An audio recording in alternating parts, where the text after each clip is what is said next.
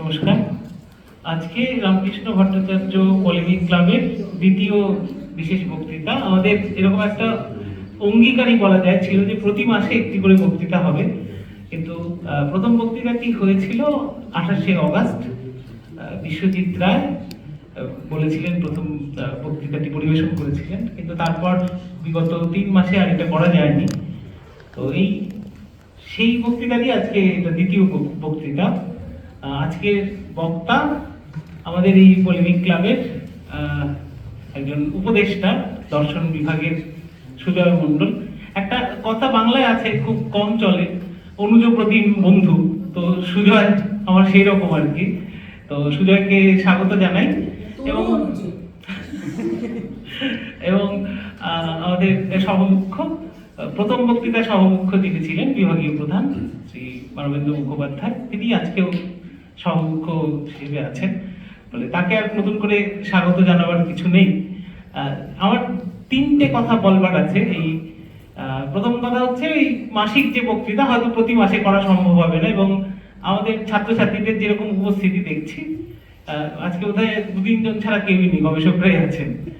ফলে এটা নিয়ে এমনিতে খুব সহজে হতাশ আমি হই না, কিন্তু এরকম দেখলে মাঝে মাঝে একটু সেই অপরিসীম আশাও কেমন একটা হয়ে যায় যেন। তো যে 3টে কথা বলবার ছিল, প্রথম কথা হচ্ছে যে মাসিক বক্তৃতার যে পরম্পরা, সেটা চেষ্টা করা হবে চালু রাখার। দ্বিতীয় কথা, যে গত 10ই ডিসেম্বর ছিল রামকৃষ্ণ ভট্টাচার্যের জন্মদিন। সেই উপলক্ষেই এই সময় একটা 11 তারিখে প্রথমে ঠিক হয়েছিল এটা করার, পরীক্ষার জন্য করা যায়নি। ফলে খানিকটা জন্মদিন উদযাপনের মতো একটা ব্যাপার মনের মধ্যে হয়তো ছিল। তৃতীয় আর একটা ব্যাপার, যে আজকের যে বিষয় নিগ্রহ প্রস্থান ও ভারতীয় বিতর্ক পরম্পরা, এই সময়ে ভারতীয় জ্ঞানতন্ত্র বা ইন্ডিয়ান নলেজ সিস্টেম নিয়ে যে নানা রকম আলোচনা সারা দেশ জুড়েই চলছে, এবং আইকেএস এই কথাটা আমাদের দেশে একটা অন্য তাৎপর্য নিয়ে নিয়েছে। সারা পৃথিবীতে আইকেএস বলতে একটা জিনিস বোঝা হয়, আমরা আর একটা জিনিস বুঝছি। তো সেই বোঝাটার মধ্যে খারাপ কি ভুল আমি কিছু বলছি না, তো এই বোঝাপড়াটার দিকে আমরা নিয়ে যেতে চাইছি আজকে। যে ভারতীয় জ্ঞানতন্ত্র বলে যে জিনিসটি আছে, তার একটা দিক যেটা নিয়ে রামকৃষ্ণ ভট্টাচার্য প্রায় সারা জীবনই চর্চা করেছেন, এবং আধ্যাত্মিকতাবাদী যে ভারতীয় জ্ঞানতন্ত্রের মৌরসী পাঠটা, তার মধ্যে একটা অন্তর্ঘাত ঘটিয়ে দিয়েছেন বলেই আমরা মনে করি। সেইটা একটা রয়েছে। এবং তৃতীয় আর একটা শেষ আর একটা বিষয় বলবার, যে একটা বিভাগের সঙ্গে আর একটা বিভাগের, একটা ভবনের সঙ্গে আর একটা ভবনের যে আন্তঃসংযোগ, এইরকম উদ্যোগের ফলে আশা করি বাড়বে। এই আশা রেখেই আমি আমার কথা শেষ করব। সকলকে স্বাগত। আশা করি আজকের বক্তৃতা সবার কাছেই শুধু উপভোগ্য বা ভালো, এই শব্দগুলোর বিশেষ কোনো মানে আমার কাছে নেই। আমার মনে হয় কাজের হবে। সবাইকে ধন্যবাদ।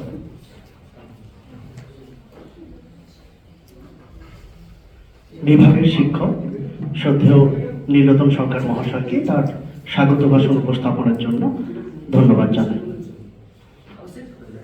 এখন রামকৃষ্ণ ভট্টাচার্য রচনা থেকে পাঠ করবে বিভাগের গবেষক অনন্যা ঘোষ।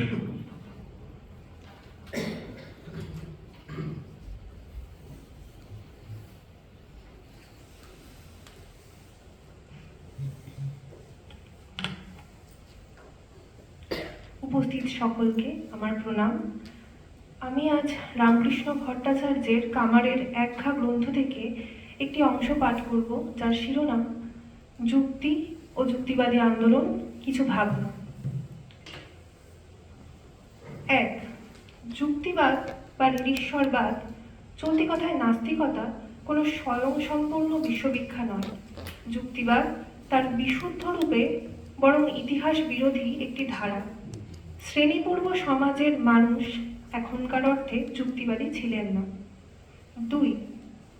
কিন্তু যে বিশ্ববিখ্যা মানুষের সমাজ, অর্থনীতি, জীবন দর্শন ইত্যাদির আমূল পরিবর্তন ঘটাতে চায়, যুক্তিবাদ ও মানবতাবাদ, বিজ্ঞান চেতনা ইত্যাদি প্রচার ও প্রসার সেই বিশ্ববিখ্যাকে বাস্তব রূপ দিতে সাহায্য করে।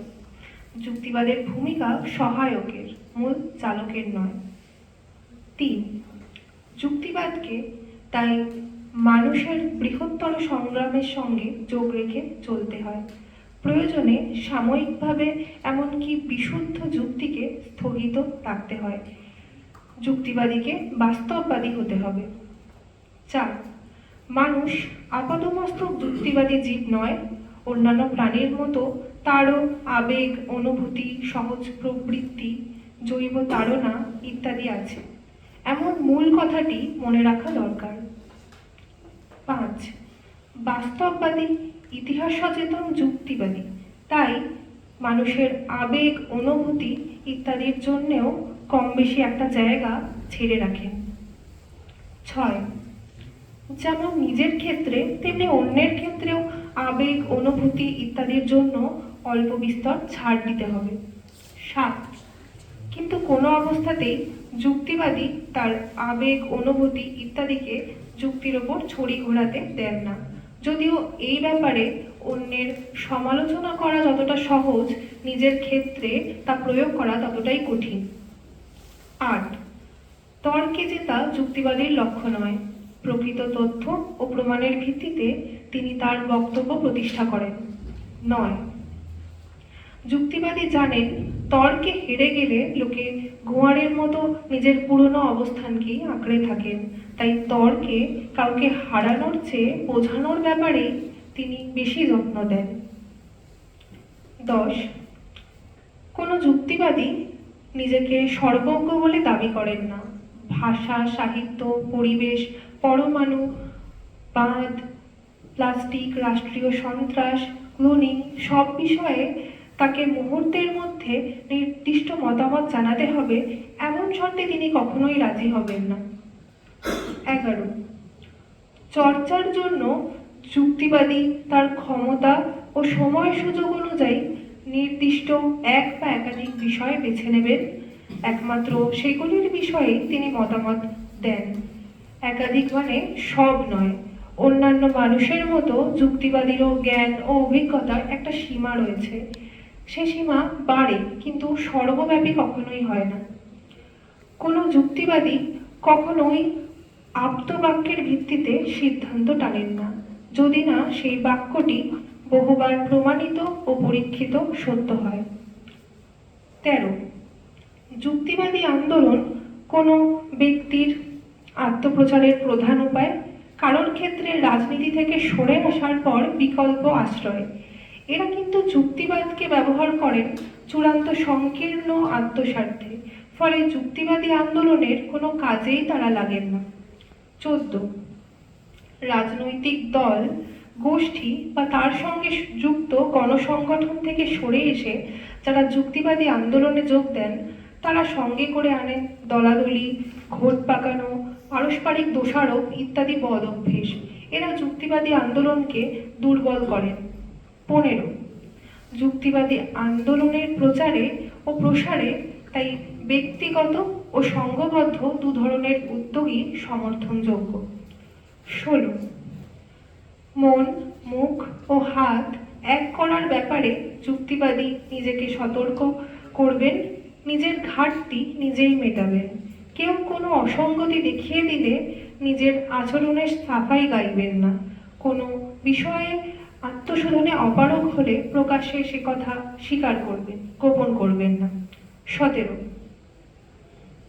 প্রত্যেক পরিস্থিতি, সুযোগ সুবিধে ইত্যাদি এক হয় না, সুতরাং অতীত বা বর্তমানের কোনো ব্যক্তির ঘাটতি নিয়ে মন্তব্য করার আগে তার অবস্থা ঠিকমতো জেনে নেওয়া উচিত।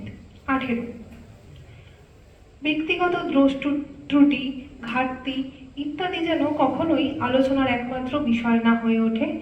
যুক্তিবাদী প্রচার ব্যক্তিকেন্দ্রিক না হয়ে বিষয়কেন্দ্রিক হওয়া উচিত। 19. ধর্ম ও আনুষঙ্গিক বিষয়ে সমালোচনার সময় ধর্মগুরুদের ব্যক্তিগত জীবন নিয়ে কটাক্ষ করে কোনো লাভ হয় না। ধর্মমত ও অন্যান্য ধর্মীয় আচারের বিরুদ্ধেই সমস্ত রকমের প্রচার চালাতে হবে। 20. দেশ বিদেশের ইতিহাসে নানা পর্যায়ের ধর্ম ও অযুক্তি হ্যাবাচক ভূমিকা নিয়েছে। বিশুদ্ধ যুক্তির দৃষ্টিকোণ থেকে ইতিহাসকে বিচার করা তাই ভুল। হিন্দু ও মুসলমান দুই সম্প্রদায়ের ধর্মেই ঘা না পড়লে সিপাহী বিদ্রোহ হতো না। 21 সমাজের নিচুতলার মানুষ নিজেদের উদ্যোগেই উঁচুতলার মানুষদের মতোই তাদের বাস্তব পরিস্থিতি অনুযায়ী পাল্টা ধর্মমত, আচার ইত্যাদি গড়ে তোলেন। নির্বিচারে সেগুলিকে বিদ্রোহী বলে তুলে ধরার কোনো কারণ নেই, আবার এক কথায় নাকচ করাও ঠিক নয়। 22 সারা পৃথিবীতে যুক্তিবাদীর সংখ্যা মোট জনসংখ্যার অনুপাতে এখনো নিতান্তই নগণ্য। সুতরাং হাতে হাতে ফলের আশা না করে দীর্ঘমেয়াদী পরিকল্পনা নিয়ে কাজে লাগতে হবে। যারা একটুখানি চেষ্টা করেই অনেকখানি ফল পেতে চান তারা অচিরেই হতাশ হবেন ও হতাশা ছড়াবেন। 23 বর্তমান অযুক্তিবাদীদের চেয়ে প্রাক্তন যুক্তিবাদী বহুগুণ মারাত্মক। এই প্রজাতি সম্পর্কে সাবধান হতে হবে। ধন্যবাদ।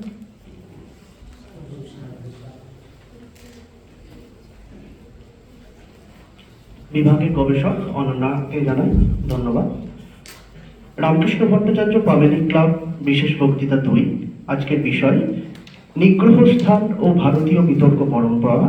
আজকের বক্তা শ্রদ্ধেয় সুজয় মণ্ডল, সহকারী অধ্যাপক, দর্শন ও তুলনামূলক ধর্ম বিভাগ, বিদ্যাভবন, বিশ্বভারতী। তাকে তার বক্তব্য পরিবেশনের জন্য আমি আমন্ত্রণ জানাচ্ছি।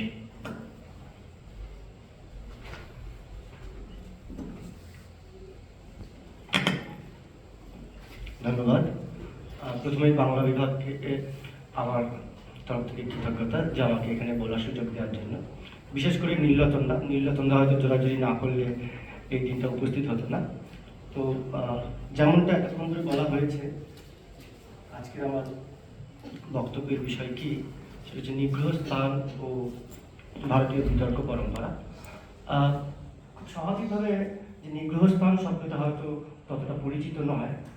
শব্দটা শুনতে কঠিন লাগলেও এর অর্থটা খুবই সহজ। নিগ্রহ স্থান মানে হচ্ছে মূলত হেরে যাওয়ার কারণ। কোনো বিতর্কের যে দুটি পক্ষ থাকে, সেই দুটি পক্ষের মধ্যে কোনো পক্ষ যখন হেরে যায়, সেই হেরে যাওয়ার বিশেষ কারণকে টেকনিক্যাল ভাষায় বলা হয় নিগ্রহ স্থান। তো আমার আজকের মূল লক্ষ্য সেটা হচ্ছে যে ভারতীয় বিতর্ক পরম্পরার একটা খুব সংক্ষিপ্ত ইতিহাস এবং সাথে নিগ্রহ স্থানের যে কারণগুলোর কথা বলা হয়েছে সেটা একটা বর্ণনা দেওয়া। এবং শুরু করার আগে একটা ইন্টারেস্টিং বিষয় লক্ষ্য করলাম, যখন রামকৃষ্ণবাবুর লেখা থেকে পড়া হচ্ছিল, সেখানে রামকৃষ্ণবাবু 23টি পয়েন্টের কথা বলেছেন এবং অ্যাক্সিডেন্টালি ন্যায় দর্শনে 22টা নিগ্রহ স্থানের কথা স্বীকার করা হয়েছে। হয়তো দেখা যাবে যে উনি যে পয়েন্টগুলোর কথা এখানে বলেছেন সেগুলো কোনো না কোনো নিগ্রহ স্থানের সঙ্গে মিল আছে। যেভাবে আমি আমার আজকের বক্তব্যটা সাজিয়েছি সেটা হচ্ছে এইভাবে যে আমরা প্রথমেই যে বিতর্ক সংস্কৃতি তার কিছুটা পটভূমি দেখব, তারপরে আমরা মূলত এখানে ন্যায়, বৌদ্ধ এবং জৈন দর্শনের মধ্যে কীভাবে এই বিতর্ক সংস্কৃতি এবং নিগ্রহ স্থানের ধারণা এসেছে সেই বিষয়ে আমরা আলোচনা করব। তারপরে আমরা বিতর্ক সভার যে গঠন বা নিয়মাবলী ভারতীয় শাস্ত্রে আমরা পাই সেটা দেখব, এবং যেহেতু বিতর্কের সঙ্গে অনুমানের একটা সরাসরি যোগ আছে, ফলত অনুমান শব্দগুলো খুব প্রিলিমিনারি একটা আইডিয়া দেওয়ার চেষ্টা করব, এবং তারপরে নিগ্রহ স্থানের প্রকারভেদ মূলত ন্যায় দর্শনে যেভাবে আছে এবং তার উত্তর হিসাবে বৌদ্ধ এবং জৈন দর্শনে কীভাবে নিগ্রহ স্থানকে দেখা হয়েছে সেটা দেখার চেষ্টা করবো। আমি জানি না কতটা আজকে আমি এটা বলতে পারবো, তবু চেষ্টা করি। তো ভারতীয় দর্শনে বলতে আমরা মূলত বুঝে থাকি যে ভারতীয় দর্শন আধ্যাত্মিক বিষয়পত্র নিয়ে আলোচনা করে, আত্মা ইত্যাদি, কিন্তু সেটা ছাড়াও ভারতীয় দর্শনের একটা খুব বড় ইতিহাস আছে এই বিতর্ক বা সংলাপ বিষয় বা সংবাদ ইত্যাদি বিষয়। এই সংলাপের প্রাচীনতম উদাহরণের কথা যদি আমরা ভাবি বা খুঁজে বার করার চেষ্টা করি, আমরা উপনিষদে এই ধরনের বিভিন্ন সংলাপের কথা পাব, যেমন কঠোপনিষদে যম এবং নচিকেতার মধ্যে কথা বা বৃহদারণ্যক উপনিষদে যাজ্ঞবল্ক্য এবং গার্গীর মধ্যে কথা। সংলাপ মূলত যে কোনো একটা ডিফিউজ একটা ডিসকাশন, সেখানে কোনো নিয়ম থাকে না, যে কোনো দুজন ব্যক্তি যে কোনো বিষয় সম্পর্কে তাদের মধ্যে কথোপকথন করতে পারে, আলোচনা করতে পারে। এবং সেক্ষেত্রে কিন্তু কোনো জয় পরাজয় প্রসঙ্গ আসে না। অন্যদিকে বিতর্ক, যেটা প্রাচীনকালে উপনিষদে যেটা সংলাপ বলে প্রচলিত ছিল, সেটাই পরবর্তীকালে ভারতীয় দর্শন সম্প্রদায়গুলো যখন তৈরি হচ্ছিল, নিজেদের মতো করে নিজেদের সিস্টেমগুলো ডেভেলপ করছিল, তখন এই সংলাপটি পরবর্তীকালে ধীরে ধীরে বিতর্কের রূপ নেয়। বিতর্ক কিন্তু অনেকটা সিস্টেমেটিক একটা আর্গুমেন্ট, যেখানে পূর্ব নির্ধারিত কিছু নিয়ম থাকে। যারা এই বিতর্কে অংশগ্রহণ করে তাদের কিছু নিয়মকানুন মেনে চলতে হয়, এবং এই বিতর্কের ক্ষেত্রে কিন্তু জয় পরাজয়ের প্রশ্নটা অনেক বেশি গুরুত্বপূর্ণ। এবং এই বিতর্কের ক্ষেত্রেই নিগ্রহস্থান প্রসঙ্গটা আসে। এবং আমি আগেই বললাম যে নিগ্রহস্থান বলতে বোঝায় যে বিতর্ক পরিস্থিতিতে, যে বিতর্কের ক্ষেত্রে যে পরিস্থিতিতে কোনো একজন ব্যক্তি পরাজিত হয় তাকে আমরা নিগ্রহস্থান বলি, অর্থাৎ নিগ্রহের কারণ বা হেতু। এখন এই নিগ্রহস্থান নিয়ে বৌদ্ধ, জৈন এবং ন্যায় দর্শনে ভিন্ন ভিন্ন মত আমরা পাই। সেই ভিন্ন মতের মূলত দুটো ভিত্তি আছে। একটা হচ্ছে প্রত্যেকটা দর্শন সম্প্রদায়ের একটা নিজস্ব নীতিশাস্ত্র আছে, অর্থাৎ কীভাবে বিতর্ক সভা পরিচালিত করতে হবে, কোনটা উচিত কোনটা অনুচিত ইত্যাদি। এবং আরেকটা হচ্ছে জ্ঞান তত্ত্ব। ভারতীয় দর্শনে যে প্রমাণ তত্ত্ব স্বীকার করা হয়, সেখানে যে 6টা মূল প্রমাণের কথা বলা হয়, প্রত্যক্ষ, অনুমান, উপমান, শব্দ, অর্থাপত্তি এবং অনুপলব্ধি। কিন্তু এটা ছাড়াও আরও অনেকগুলো প্রমাণ আছে, যেমন চেষ্টা, ঐতিহ্য ইত্যাদি। তার মধ্যে অনুমান তত্ত্ব, সেটা খুব গুরুত্বপূর্ণ বিতর্কের ক্ষেত্রে, কারণ যে কোনো বিতর্কের ক্ষেত্রে মূল হচ্ছে যুক্তি প্রয়োগ করা, যুক্তি প্রয়োগ করে নিজের সিদ্ধান্ত বা দাবিকে প্রতিষ্ঠা করা। ফলত অনুমান সংক্রান্ত একটা জ্ঞান না থাকলে সেটা কিন্তু খুব সমস্যা। ফলত নিগ্রহস্থান সম্পর্কিত যে মতপার্থক্য আমরা এই সমস্ত দর্শন সম্প্রদায়ের মধ্যে দেখি, সেটা মূলত এই দুটো কারণ। একটা তাদের নীতিশাস্ত্রগত ভাবে, আর একটা জ্ঞানতাত্ত্বিক ভাবে, যেটা মূলত অনুমানের যে তত্ত্ব সেটা উপর ভিত্তি করে। এবং আরো একটা বিষয় উল্লেখ এবং সেটা খেয়াল রাখতে হবে যে বৌদ্ধ এবং জৈন ধর্মের আমরা যে ধরনের নিগ্রহস্থানের তত্ত্ব পাই, সেটা মূলত ন্যায় দর্শনের যে নিগ্রহস্থান তত্ত্ব তার উপরে ভিত্তি করে উঠেছে। হয় তারা ন্যায় দর্শনের নিগ্রহস্থান তত্ত্বকে খণ্ডন করেছে, একেবারে খণ্ডন করেছে, অথবা তার মধ্যে কিছু মডিফিকেশন করেছে, কিছু নতুন সংযোজন করেছে, করে তাদের তত্ত্বটা দিয়েছে। এইটুকু আমরা জাস্ট মাথায় রেখে পরবর্তীতে আমরা সরাসরি যে বিষয় সেখানে যাব, সেটা হচ্ছে ন্যায় দর্শনে কিভাবে এই বিতর্কের প্রসঙ্গে এসেছে। এই যে সংলাপ, বিতর্ক বা সংবাদ, এই সমস্ত বিষয়কে প্রাচীন ভারতে যে টার্মে উল্লেখ করা হতো, সেটার নাম হচ্ছে কথা। কথা বলতে আমরা যে কোনো বিষয়কে বুঝতে পারি, সেটা সংলাপ হতে পারে, বিতর্ক হতে পারে, যে কোনো কিছু, যে কোনো কথোপকথনকে কথা নামে বোঝানো। তো ন্যায় দর্শনে মূলত দু ধরনের কথা স্বীকার করা হয়। একটা হচ্ছে তত্ত্ব বুভুৎসু কথা, একটা বীজিবিষু কথা।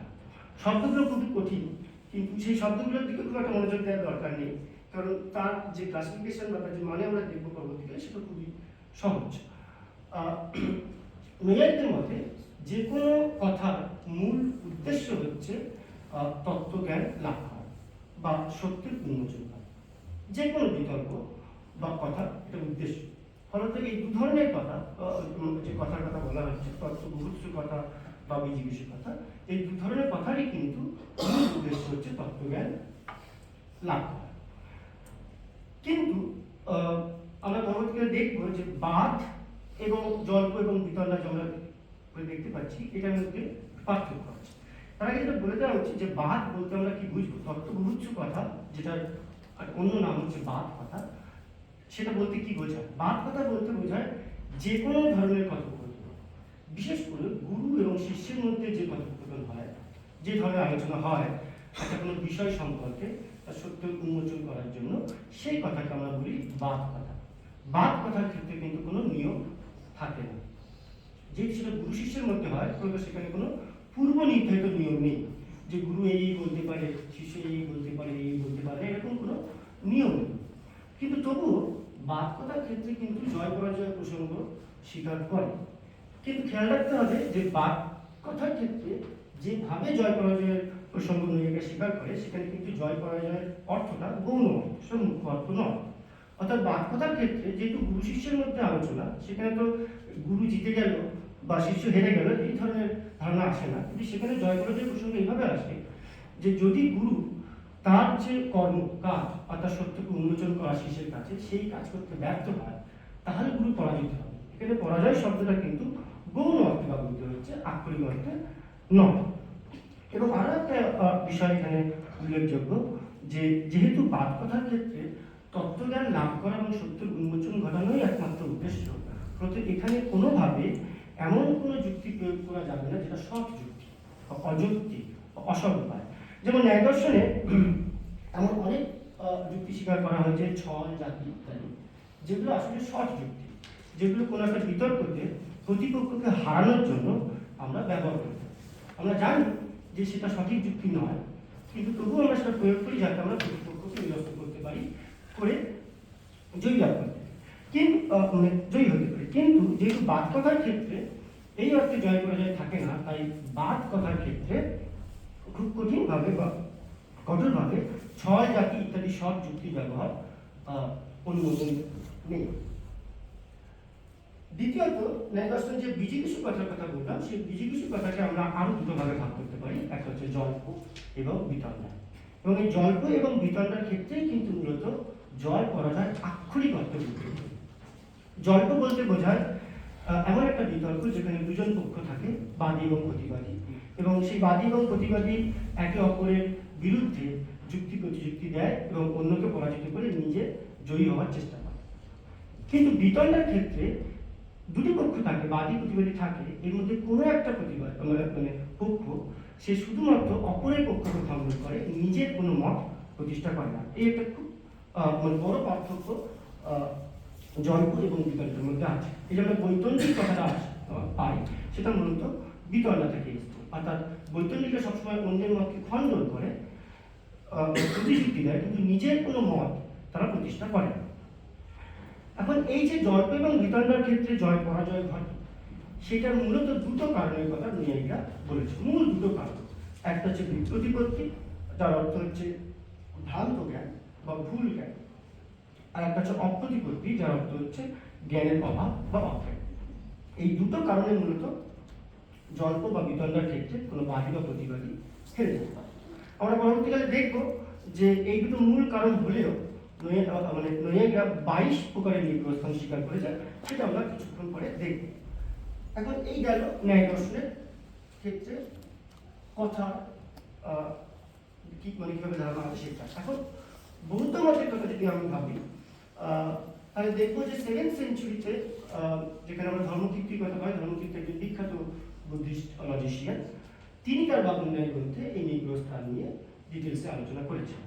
সেখানে উনি মূলত নিগ্রহস্থানকে অর্থাৎ এই কথাকে, কথাকে দুভাবে ভাগ করেছে। একটা হচ্ছে প্রপঞ্চ কথা, একটা নিয়ম কথা। প্রপঞ্চ কথা আর কিছুই নয়, নৈয়ায়িকরা যাকে বাদ কথা বলে বা তত্ত্ববুৎস কথা বলে, তাকেই ধর্মকীর্তি প্রপঞ্চ কথা বলে। অর্থাৎ প্রপঞ্চ কথা থেকে একটা ডিফিউজ ডিসকাশন, যেখানে কোনো নিয়ম নেই, যে কোনো কথোপকথন, ওই গুরু শিষ্যের মধ্যে যে কথোপকথন, তাকে আমরা প্রপঞ্চ কথা বলব। ধর্মকীর্তি আরো একটা এগিয়ে গিয়ে বলেছে, নৈয়ায়িকরা শুধুমাত্র বাদ কথা কিন্তু গুরু এবং শিষ্যের মধ্যেই স্বীকার করে। ধর্মকীর্তি আরো এক ধাপ এগিয়ে গিয়ে বলেছে, যে কোনো দুজন সমমনস্ক ব্যক্তির মধ্যে এরকম ডিফিউজ ডিসকাশনকে আমরা প্রপঞ্চ কথা বলব। যে কোনো দুজন ব্যক্তির মধ্যে হতে পারে, শুধু যে গুরু শিষ্যের মধ্যে হবে তার মতো নয়, দুজন শিষ্যের মধ্যে হতে পারে, যে কোনো দুজন ব্যক্তির মধ্যে হতে পারে। অর্থাৎ প্রপঞ্চ কথার ক্ষেত্রে কিন্তু কোনো নিয়ম নেই। অন্যদিকে নিয়ম কথা, তার মধ্যে নিয়ম শব্দটাই আছে। নিয়ম কথা হচ্ছে যেটা পূর্ব নির্ধারিত নিয়ম দ্বারা পরিচালিত হয়। অর্থাৎ এখানে আমরা খেয়াল করে দেখা যাবে যে নৈয়ায়িক যাকে জল্প বলেছে, তাকেই আসলে ধর্মকীর্তি নিয়ম কথা বলছে। বিতণ্ডাকে ধর্মকীর্তি স্বীকার করে না সেই অর্থে, তার কারণ আমরা একটু পরে বলব। অর্থাৎ নিয়ম কথা হচ্ছে যে এখানে কিছু পূর্ব নির্ধারিত নিয়ম থাকবেই, কিন্তু দুটো বিশেষ পার্থক্য আমরা ন্যায় দর্শনের সঙ্গে ধর্মকীর্তির মধ্যে পাই। প্রথমত, যেহেতু ধর্মকীর্তির মতে সমস্ত রকম কথার মূল উদ্দেশ্য হচ্ছে অন্য ব্যক্তিকে সত্য জ্ঞান লাভে সহায়তা করা, সেহেতু জল্পের ক্ষেত্রেও কিন্তু ছল, জাতি ইত্যাদি সৎ যুক্তি ব্যবহার করা যাবে, যেটা ন্যায় দর্শনে কিন্তু জল্পের ক্ষেত্রে সৎ যুক্তি প্রয়োগের অনুমোদন দেওয়া হয়েছে, সেটা কিন্তু ধর্মকীর্তির সিস্টেমে নেই। এবং দ্বিতীয়ত, ধর্মকীর্তি বিতণ্ডাকে বিতর্কের বৈধ রূপ বলে স্বীকার করে, কারণ যিনি বৈতন্নিক তার লক্ষ্য মোটেও এটা নয় যে অন্যকে সত্য লাভে সহায়তা, তার এটাই লক্ষ্য যে যাতে অন্যকে হেয় প্রতিপন্ন করা যায়। তাই জন্য তার কোনো নিজের কোনো মত থাকে না, সে শুধুমাত্র অন্যের যে যুক্তি সেটা খণ্ডন করার চেষ্টা করে। তাই জন্য বিতণ্ডাকে ধর্মভিত্তিক স্বীকার করে। অন্যদিকে যদি আমরা জৈন মতের কথা পাই, ঠিক 7th সেঞ্চুরিতে আমরা দেখলাম ধর্মভিত্তি এসছে, তারও প্রায় 200 বছর পর 8ম এবং 9ম শতকে আমরা দুজন জৈন তাত্ত্বিকের কথা পাই, বিশেষ করে প্রভাচন্দ্র বা হেমচন্দ্র, এবং দুটো খুব বিখ্যাত গ্রন্থের আমরা পাই, একটা হচ্ছে প্রমাণ মীমাংসা, একটা পুণ্য কমল মার্কেন্ড। সেইখানে আমরা এই নিগ্রহস্থানের আলোচনা পাই। এবং নৈয়ায়িকরা যে বীজিগীষু কথা যাকে বলে, যেটা স্বীকার করেছে, সেটা কিন্তু জৈন মতেও স্বীকার করা হয়েছে। কিন্তু জৈনরা যাকে বীজিগীষু কথা বলে আর নৈয়ায়িকরা যাকে বীজিগীষু কথা বলে, তার মধ্যে পার্থক্য আছে। যদি আমরা খেয়াল করে দেখি তাহলে দেখব প্রকৃতপক্ষে জৈনরা নৈয়ায়িক সম্মত বাদ কথাকেই একমাত্র স্বীকার করেছে, জল্প বা বিতণ্ডাকে স্বীকার করেনি। ঠিক আছে? তার কারণ হচ্ছে জৈনদের মতে হচ্ছে যে কোনো অবস্থাতেই, যেহেতু জৈনদের একটা বিশেষ মানে নিয়ম বা প্রিন্সিপাল হচ্ছে অহিংসা, হয়তো অযৌক্তিক কোনো উপায় গ্রহণ করা সেটা এক ধরনের অহিংসার নামান্তর। তাই জন্য কোনোভাবেই সৎ যুক্তি প্রয়োগ করা যাবে না। এই জন্য জল্পে এবং বিতণ্ডাকে জৈন দর্শনের স্বতন্ত্র কথার প্রকারভেদ হিসেবে স্বীকার করা হয়। একমাত্র বাদ কথাই আছে যাকে ওরা কিছু কথা বলে, এবং যেটার লক্ষ্য হচ্ছে নিজের মত স্থাপন করা। শুধু অন্যের মত খণ্ডন করলেই কেউ জয়ী হবে না, নিজের মতটা স্থাপন করলেই জয়লাভ করা যায়। অন্যকে পরাজিত করে জয়ী হওয়া যায় না। মানে এমনটা হতেই পারে যে কোনো বাদী বা প্রতিবাদী সে অন্যের মতকে খণ্ডন করেছে, তাতে কিন্তু তার জয় হলো না, সে যেটা করলো অন্যকে পরাজিত করলো। যদি জয়লাভ করতে হয় তাহলে নিজের মতটাকে যুক্তি সহকারে প্রতিষ্ঠা করতে হবে। তো এই মোটামুটি এই অল্প যে ইন্ট্রোডাকশন আমরা পেলাম, সেটা পরে আমরা এখন দেখবো যে এটা দরকার নেই আমাদের এখন। এই যে বিতর্ক সভা, যেটা মূলত জল্প এবং বিতণ্ডাকে কেন্দ্র করা হয়, সেইটার কিছু গঠন এবং নিয়মাবলী আছে। ন্যায় দর্শনে মূলত একে একটা 4 অঙ্গ বিশিষ্ট ব্যবস্থার কথা বলা হচ্ছে, যেখানে বাদী থাকে, অর্থাৎ কোনো বিতর্ক শুরু হয় একটা বিপ্রতিপত্তি বাক্য বা সংশয়মূলক বাক্যকে কেন্দ্র করে। যে কোনো সংশয়মূলক বাক্যে দুটো প্রতি থাকে, একটা ভাবপ্রতি, একটা অভাবপ্রতি। যেমন যদি আমি বলি যে শব্দ নিত্য কি অনিত্য, তাহলে এখানে দুটো মত আছে অন্তত, একটা হচ্ছে শব্দ নিত্য, একটা শব্দ অনিত্য। যারা স্বীকার করবে তারা হচ্ছে বাদী, যারা অস্বীকার করবে তারা প্রতিবাদী। ফলে এই এই মানে বিতর্কের ক্ষেত্রে যে 4টি অঙ্গের কথা বলেছে, তার প্রথম দুটো অঙ্গ হচ্ছে বাদী এবং প্রতিবাদী, তৃতীয় হচ্ছে সভাপতি, এবং চতুর্থ হচ্ছে সভ্য অর্থাৎ অডিয়েন্স।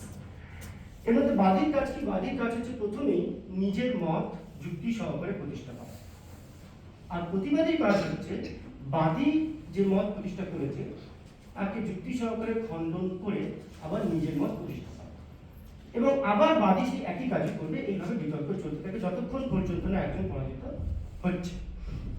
এখন এই যে জয় পরাজয় বলতে গেলে আমরা বলবো, এখানে আমরা দেখছি যে জয় বলতে যেটা বোঝায় সেটা হচ্ছে সমতের প্রমাণ, অর্থাৎ নিজের যে অবস্থান সেইটা যুক্তি সহকারে প্রমাণ করলেই জয় হয়, আর পরাজয় হয় যদি নিজের অবস্থানকে যুক্তি সহকারে প্রমাণ করতে না পারে। এবং এখানে যেটা আমি আগেও বলেছি যে যে কোনো যুক্তি প্রয়োগ করতে গেলে, যেহেতু অনুমান প্রয়োগ করতে, আর্গুমেন্ট দিতে গেলে ইনফারেন্স লাগে, ফলত অনুমান তত্ত্ব সম্পর্কে বাদী এবং প্রতিবাদী উভয়ের একটা সম্যক ধারণা থাকা উচিত।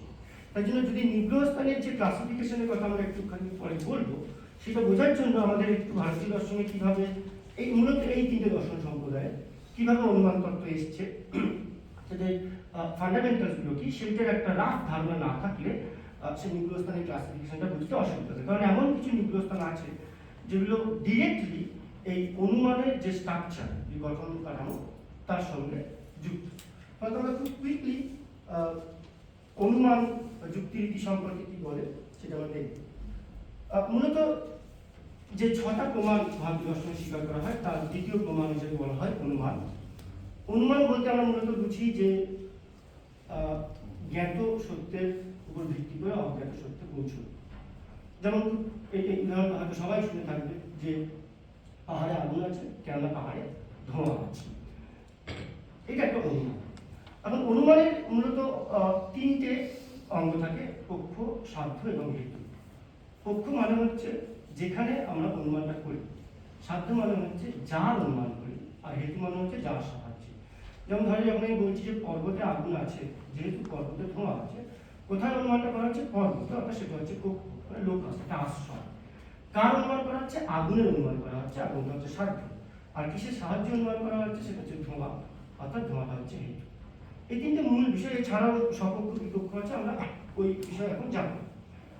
অনুমানের ভিত্তি হিসেবে দুটো খুব ইম্পর্টেন্ট জিনিস আছে, একটা পক্ষ ধর্মতা, একটা হচ্ছে ব্যক্তি। পক্ষ ধর্মতা আর কিছুই না, পক্ষে হেতু দর্শন, অর্থাৎ যেখানে আমি সাধ্যকে প্রতিষ্ঠা করতে চাইছি সেখানে আগে আমাকে জানতে হবে যে সেখানে হেতুটা আছে কিনা। যদি আমি পর্বতে ধোঁয়া না দেখে থাকি তাহলে আমি পর্বতে আগুন আছে এটা প্রমাণ করতে পারবো। তো প্রথম যেটা প্রয়োজনীয় সেটা হচ্ছে পর্বতে ধোঁয়া আছে এটা এস্টাবলিশ করা। দ্বিতীয়ত, পর্বতে ধোঁয়া থাকলেই কিন্তু এটা কেউ প্রমাণ করতে পারবে না যে পর্বতে আগুন আছে, যতক্ষণ পর্যন্ত না সেই ব্যক্তি জানে যে যেখানে ধোঁয়া থাকে সেখানে আগুন থাকে। এই জ্ঞানটা, এই যে জ্ঞানটা, এই জ্ঞানটাকেই বলা হয় ব্যক্তি জ্ঞান। ব্যক্তি জ্ঞান একটা ইউনিভার্সাল প্রপোজিশন। তো ফলত পক্ষ ধর্মতা এবং ব্যক্তি এগুলো খুব ইম্পর্টেন্ট অনুমানের ক্ষেত্রে। অনুমানের প্রকারভেদের ক্ষেত্রে বিভিন্নভাবে অনুমানকে আমরা ক্লাসিফাই করতে পারি, কিন্তু মূলত আমরা এখানে মানে এক ধরনের প্রকারভেদের কথা বলছি, কারণ এটাই আমাদের দরকার, বাকিগুলো আমাদের এখন দরকার নেই। সেটা হচ্ছে স্বার্থানুমান আর একটা হচ্ছে পরার্থানুমান। স্বার্থানুমান হচ্ছে যেটা আমরা নিজের জন্য অনুমান করি, আমরা সেই স্বার্থানুমানের ক্ষেত্রে বাক্য প্রয়োগ করার কোনো প্রয়োজন নেই। এটা মেন্টাল প্রসেস, মানসিক একটা প্রক্রিয়া, যেটা মনে মনেই হয়। তার জন্য বলতে হয় না ও পর্বতে আগুন আছে, আচ্ছা আচ্ছা যেহেতু পর্বতে ধোঁয়া আছে আমরা এখানে বলি না, জাস্ট পর্বতে আগুন মানে ধোঁয়া দেখেই ইনস্ট্যান্টলি এটা ইনফার করি যে পর্বতে আগুন আছে। এটা স্বার্থানুমান। কিন্তু এই যে জ্ঞানটা আমি করলাম, আমার হয়েছে, আমি পর্বতে ধোঁয়া দেখেছি এবং আমার মধ্যে জ্ঞান উৎপন্ন হচ্ছে পর্বতে আগুন আছে, এটা যখন আমি দ্বিতীয় কোনো ব্যক্তিকে বোঝাতে যাবো, সেটা করতে গেলে আমাকে আরো কিছু ফার্দার স্টেপস আছে সেগুলো করতে, সেটাই হচ্ছে পরার্থানুমান। এই পরার্থানুমান হচ্ছে খুব ইম্পর্টেন্ট যুক্তি করবে ক্ষেত্রে, স্বার্থানুমান না। ফলত তাই জন্য আমাদের স্বার্থানুমানের থেকে খুব জরুরি যে পরার্থানুমান বলতে কি বোঝায় সেটা বোঝা। এই যে পরার্থানুমান, তার যে গঠন কাঠামো, সেটা তিনটে মানে দর্শনের ক্ষেত্রে কিভাবে এসেছে সেটা আমি দেখিয়েছি। ন্যায় দর্শনে মানে বলা হয় পাঁচটা অবয়ব আছে, পাঁচটা বাক্য আছে। যে কোনো যুক্তি বৈধভাবে যদি আমাকে প্রতিষ্ঠা করতে হয় তাহলে আমার পাঁচটা অবয়ব ব্যবহার করতে হয়: প্রতিজ্ঞা, হেতু, উদাহরণ, উপনয়, নিগমন। শব্দগুলো কঠিন, শুনতে কঠিন লাগবে, কিন্তু অর্থগুলো খুবই সহজ। প্রতিজ্ঞা মানে যে দাবিটাকে আমি প্রতিষ্ঠা করতে চাই, যেমন পর্বতে আগুন আছে এটা আমি প্রতিষ্ঠা করতে চাই, এটা আমার প্রতিজ্ঞা। হেতু কি, অর্থাৎ কারণটা কি, কারণ হিসাবে আমি উল্লেখ করছি যেহেতু পর্বতে ধোঁয়া আছে। উদাহরণ কি, কারণ শুধু কারণ দিলে হবে না, তুমি যে বলছো যে ধোঁয়া আছে অতএব মানে পর্বতে আগুন আছে, যেহেতু পর্বতে ধোঁয়া আছে, কেন? এই কেন প্রশ্নের উত্তর হচ্ছে যেখানে ধোঁয়া থাকে সেখানে আগুন থাকে, যেমন রান্নাঘর। চতুর্থ হচ্ছে উপনয়, অর্থাৎ এই পর্বতেও সেই রূপ ধোঁয়া আছে, এবং পঞ্চমত হচ্ছে নিগমন, সুতরাং পর্বতে আগুন আছে। খেয়াল করে দেখা যাবে প্রতিজ্ঞা এবং নিগমন যেন একই বাক্যের পুনরায় বলা হয়েছে, এবং তৃতীয় এবং চতুর্থ হেতু এবং উপনয় জন্য একই বাক্য। কিন্তু আসলে এটার মধ্যে সার্টেন পার্থক্য আছে। প্রথমটার ক্ষেত্রে আমি যেমন বলছি পর্বতে আগুন আছে, সেটা তখনও কিন্তু প্রমাণিত হয়নি, সেটা প্রতিজ্ঞা স্তরেই আছে, এটা দাবি স্তরেই আছে। আমি দাবি করেছি, দাবি করলেই সেটা প্রতিষ্ঠিত হলো, তার পক্ষে যুক্তি দিতে হবে। কিন্তু যখন আমি নিগমনে এসে বলছি সুতরাং পর্বত আছে, সুতরাং বলছি মানে তার আগে আমি অলরেডি যুক্তিগুলো বলে দিয়েছি, ফলে তো বাক্যটা একই থাকলেও এদের মধ্যে পার্থক্য আছে। সিমিলারলি হেতু এবং উপনয়, যেহেতু পর্বতে ধোঁয়া আছে এবং এই পর্বতে সেই ধোঁয়া আছে, এই দুটো মানে দেখতে একরকম লাগলেও শুনতে একরকম লাগলেও এদের মধ্যেও কিন্তু একটা সূক্ষ্ম পার্থক্য আছে। সূক্ষ্ম পার্থক্যটা আছে এটাই যে কেউ ভাবতে পারে কেউ পর্বতে ধোঁয়া দেখে, কিন্তু তার মধ্যে এই জ্ঞানটা নাও হতে পারে যে এইটা সেরূপ ধোঁয়া যেরূপ ধোঁয়া থাকলে আগুন থাকে, আর একটা বিশেষ ধোঁয়া থাকলে তবেই সেই ধোঁয়ার সাথে সাথে আগুনটা থাকে। এই জ্ঞানটা না হওয়া পর্যন্ত কিন্তু সে অনুমান করতে পারে না। তাহলে মূলত এই উপনয় যেটা চতুর্থ স্টেপ, সেটা আসলে হেতু এবং উদাহরণের একটা কম্বিনেশন। এটা হচ্ছে ন্যায় দর্শনের স্ট্রাকচার, এটাকে বলা হয় পঞ্চ অবয়বী ন্যায়। অন্যদিকে যদি আমরা বৌদ্ধ দর্শনের দিকে তাকাই, দিংনাম বা ধর্মভিত্তিক ভাষায়, সেখানে দেখবো তারা বলবেন যে এতগুলো অবয়বের দরকার নেই, দুটো অবয়ব যথেষ্ট। নৈয়ায়িকরা মনে করে যে সবাই বোকা, সবাইকে বলে দিতে হবে যে এটা আমার প্রতিজ্ঞা, তারপর যুক্তি দিলাম, প্রমাণ করলাম, তারপর বললাম দেখো যেটা আমি প্রতিজ্ঞা করেছিলাম সেটাই আমি এখানে প্রমাণ করলাম। কিন্তু বন্ধুরা বলতো যে শ্রোতাকে অত বোকা হওয়া দরকার নেই, তুমি উদাহরণটা দাও আর কারণটা বলো, শ্রোতা এমনি ইনফার করতে পারবে সিদ্ধান্ত কি। যেমন যদি আমি বলি যে পর্বতে ধোঁয়া আছে এবং সঙ্গে সঙ্গে যদি বলি যেখানে ধোঁয়া থাকে সেখানে আগুন থাকে, এখান থেকে যাকে আমি বলছি সে খুব সহজেই এটা অনুমান করতে পারবে যে এখান থেকে একটাই সিদ্ধান্ত বেরোয় যে পর্বতে আগুন আছে। ফলত ধর্মক্ষেত্রের কাছে প্রতিজ্ঞা উল্লেখ করার কোনো প্রয়োজন নেই। ফলত ওনার মধ্যে এই দুটি হেতু এবং ব্যক্তি সাফিসিয়েন্ট একটা পরাধর্মান গঠন করার ক্ষেত্রে। জৈন দর্শনের ক্ষেত্রে একটু অন্যরকম। জৈনরা কিন্তু ন্যায় দর্শনের পঞ্চাবয়বী বা বৌদ্ধ দর্শনের এই দ্বিঅবয়বী যে ন্যায় সেটা স্বীকারও করে না, অস্বীকার করে না। কারণ জৈন দর্শন অনেকান্তর, কোনো মত বেঠিক নয়, অসত্য নয়। হয়তো কিন্তু ওরা বলে যে তুমি একটা যুক্তি গঠন করার ক্ষেত্রে 5টা অবয়ব দিতে পারো, 2টো দিতে পারো, 4টে দিতে পারো, 10টে দিতে পারো, 20 কোনো অসুবিধা নেই। কিন্তু একটা বৈধ যুক্তি গঠন করার ক্ষেত্রে এই 3টে অবয়ব যথেষ্ট। তার মানে এই নয় যে আমি যদি 4র্থ অবয়ব যুক্ত করি সেটা ভুল হবে। জৈনদের স্থানটা হচ্ছে এইটা। আরো একটা পার্থক্য আছে এই 3টে স্কুলের মধ্যে। ন্যায় দর্শনের ক্ষেত্রে এই যে 5টা অবয়বের কথা বলা হচ্ছে, এই যে ক্রম, সেই ক্রমটা খুব ইম্পর্টেন্ট। এই ক্রমেই কিন্তু 5টা অবয়ব উল্লেখ করতে হবে। উল্টো পাল্টা ভাবে বললে হবে না, ঠিক বিয়ে বাড়ি মেনুর মতো। আগে চাকরি দিলে হবে না, যে আগে আমি নিগমন বললাম তারপর প্রতিজ্ঞা বলছি, হেতু বলছি, হবে না। স্যালাড দিয়ে শুরু করতে হবে চাকরি থেকে।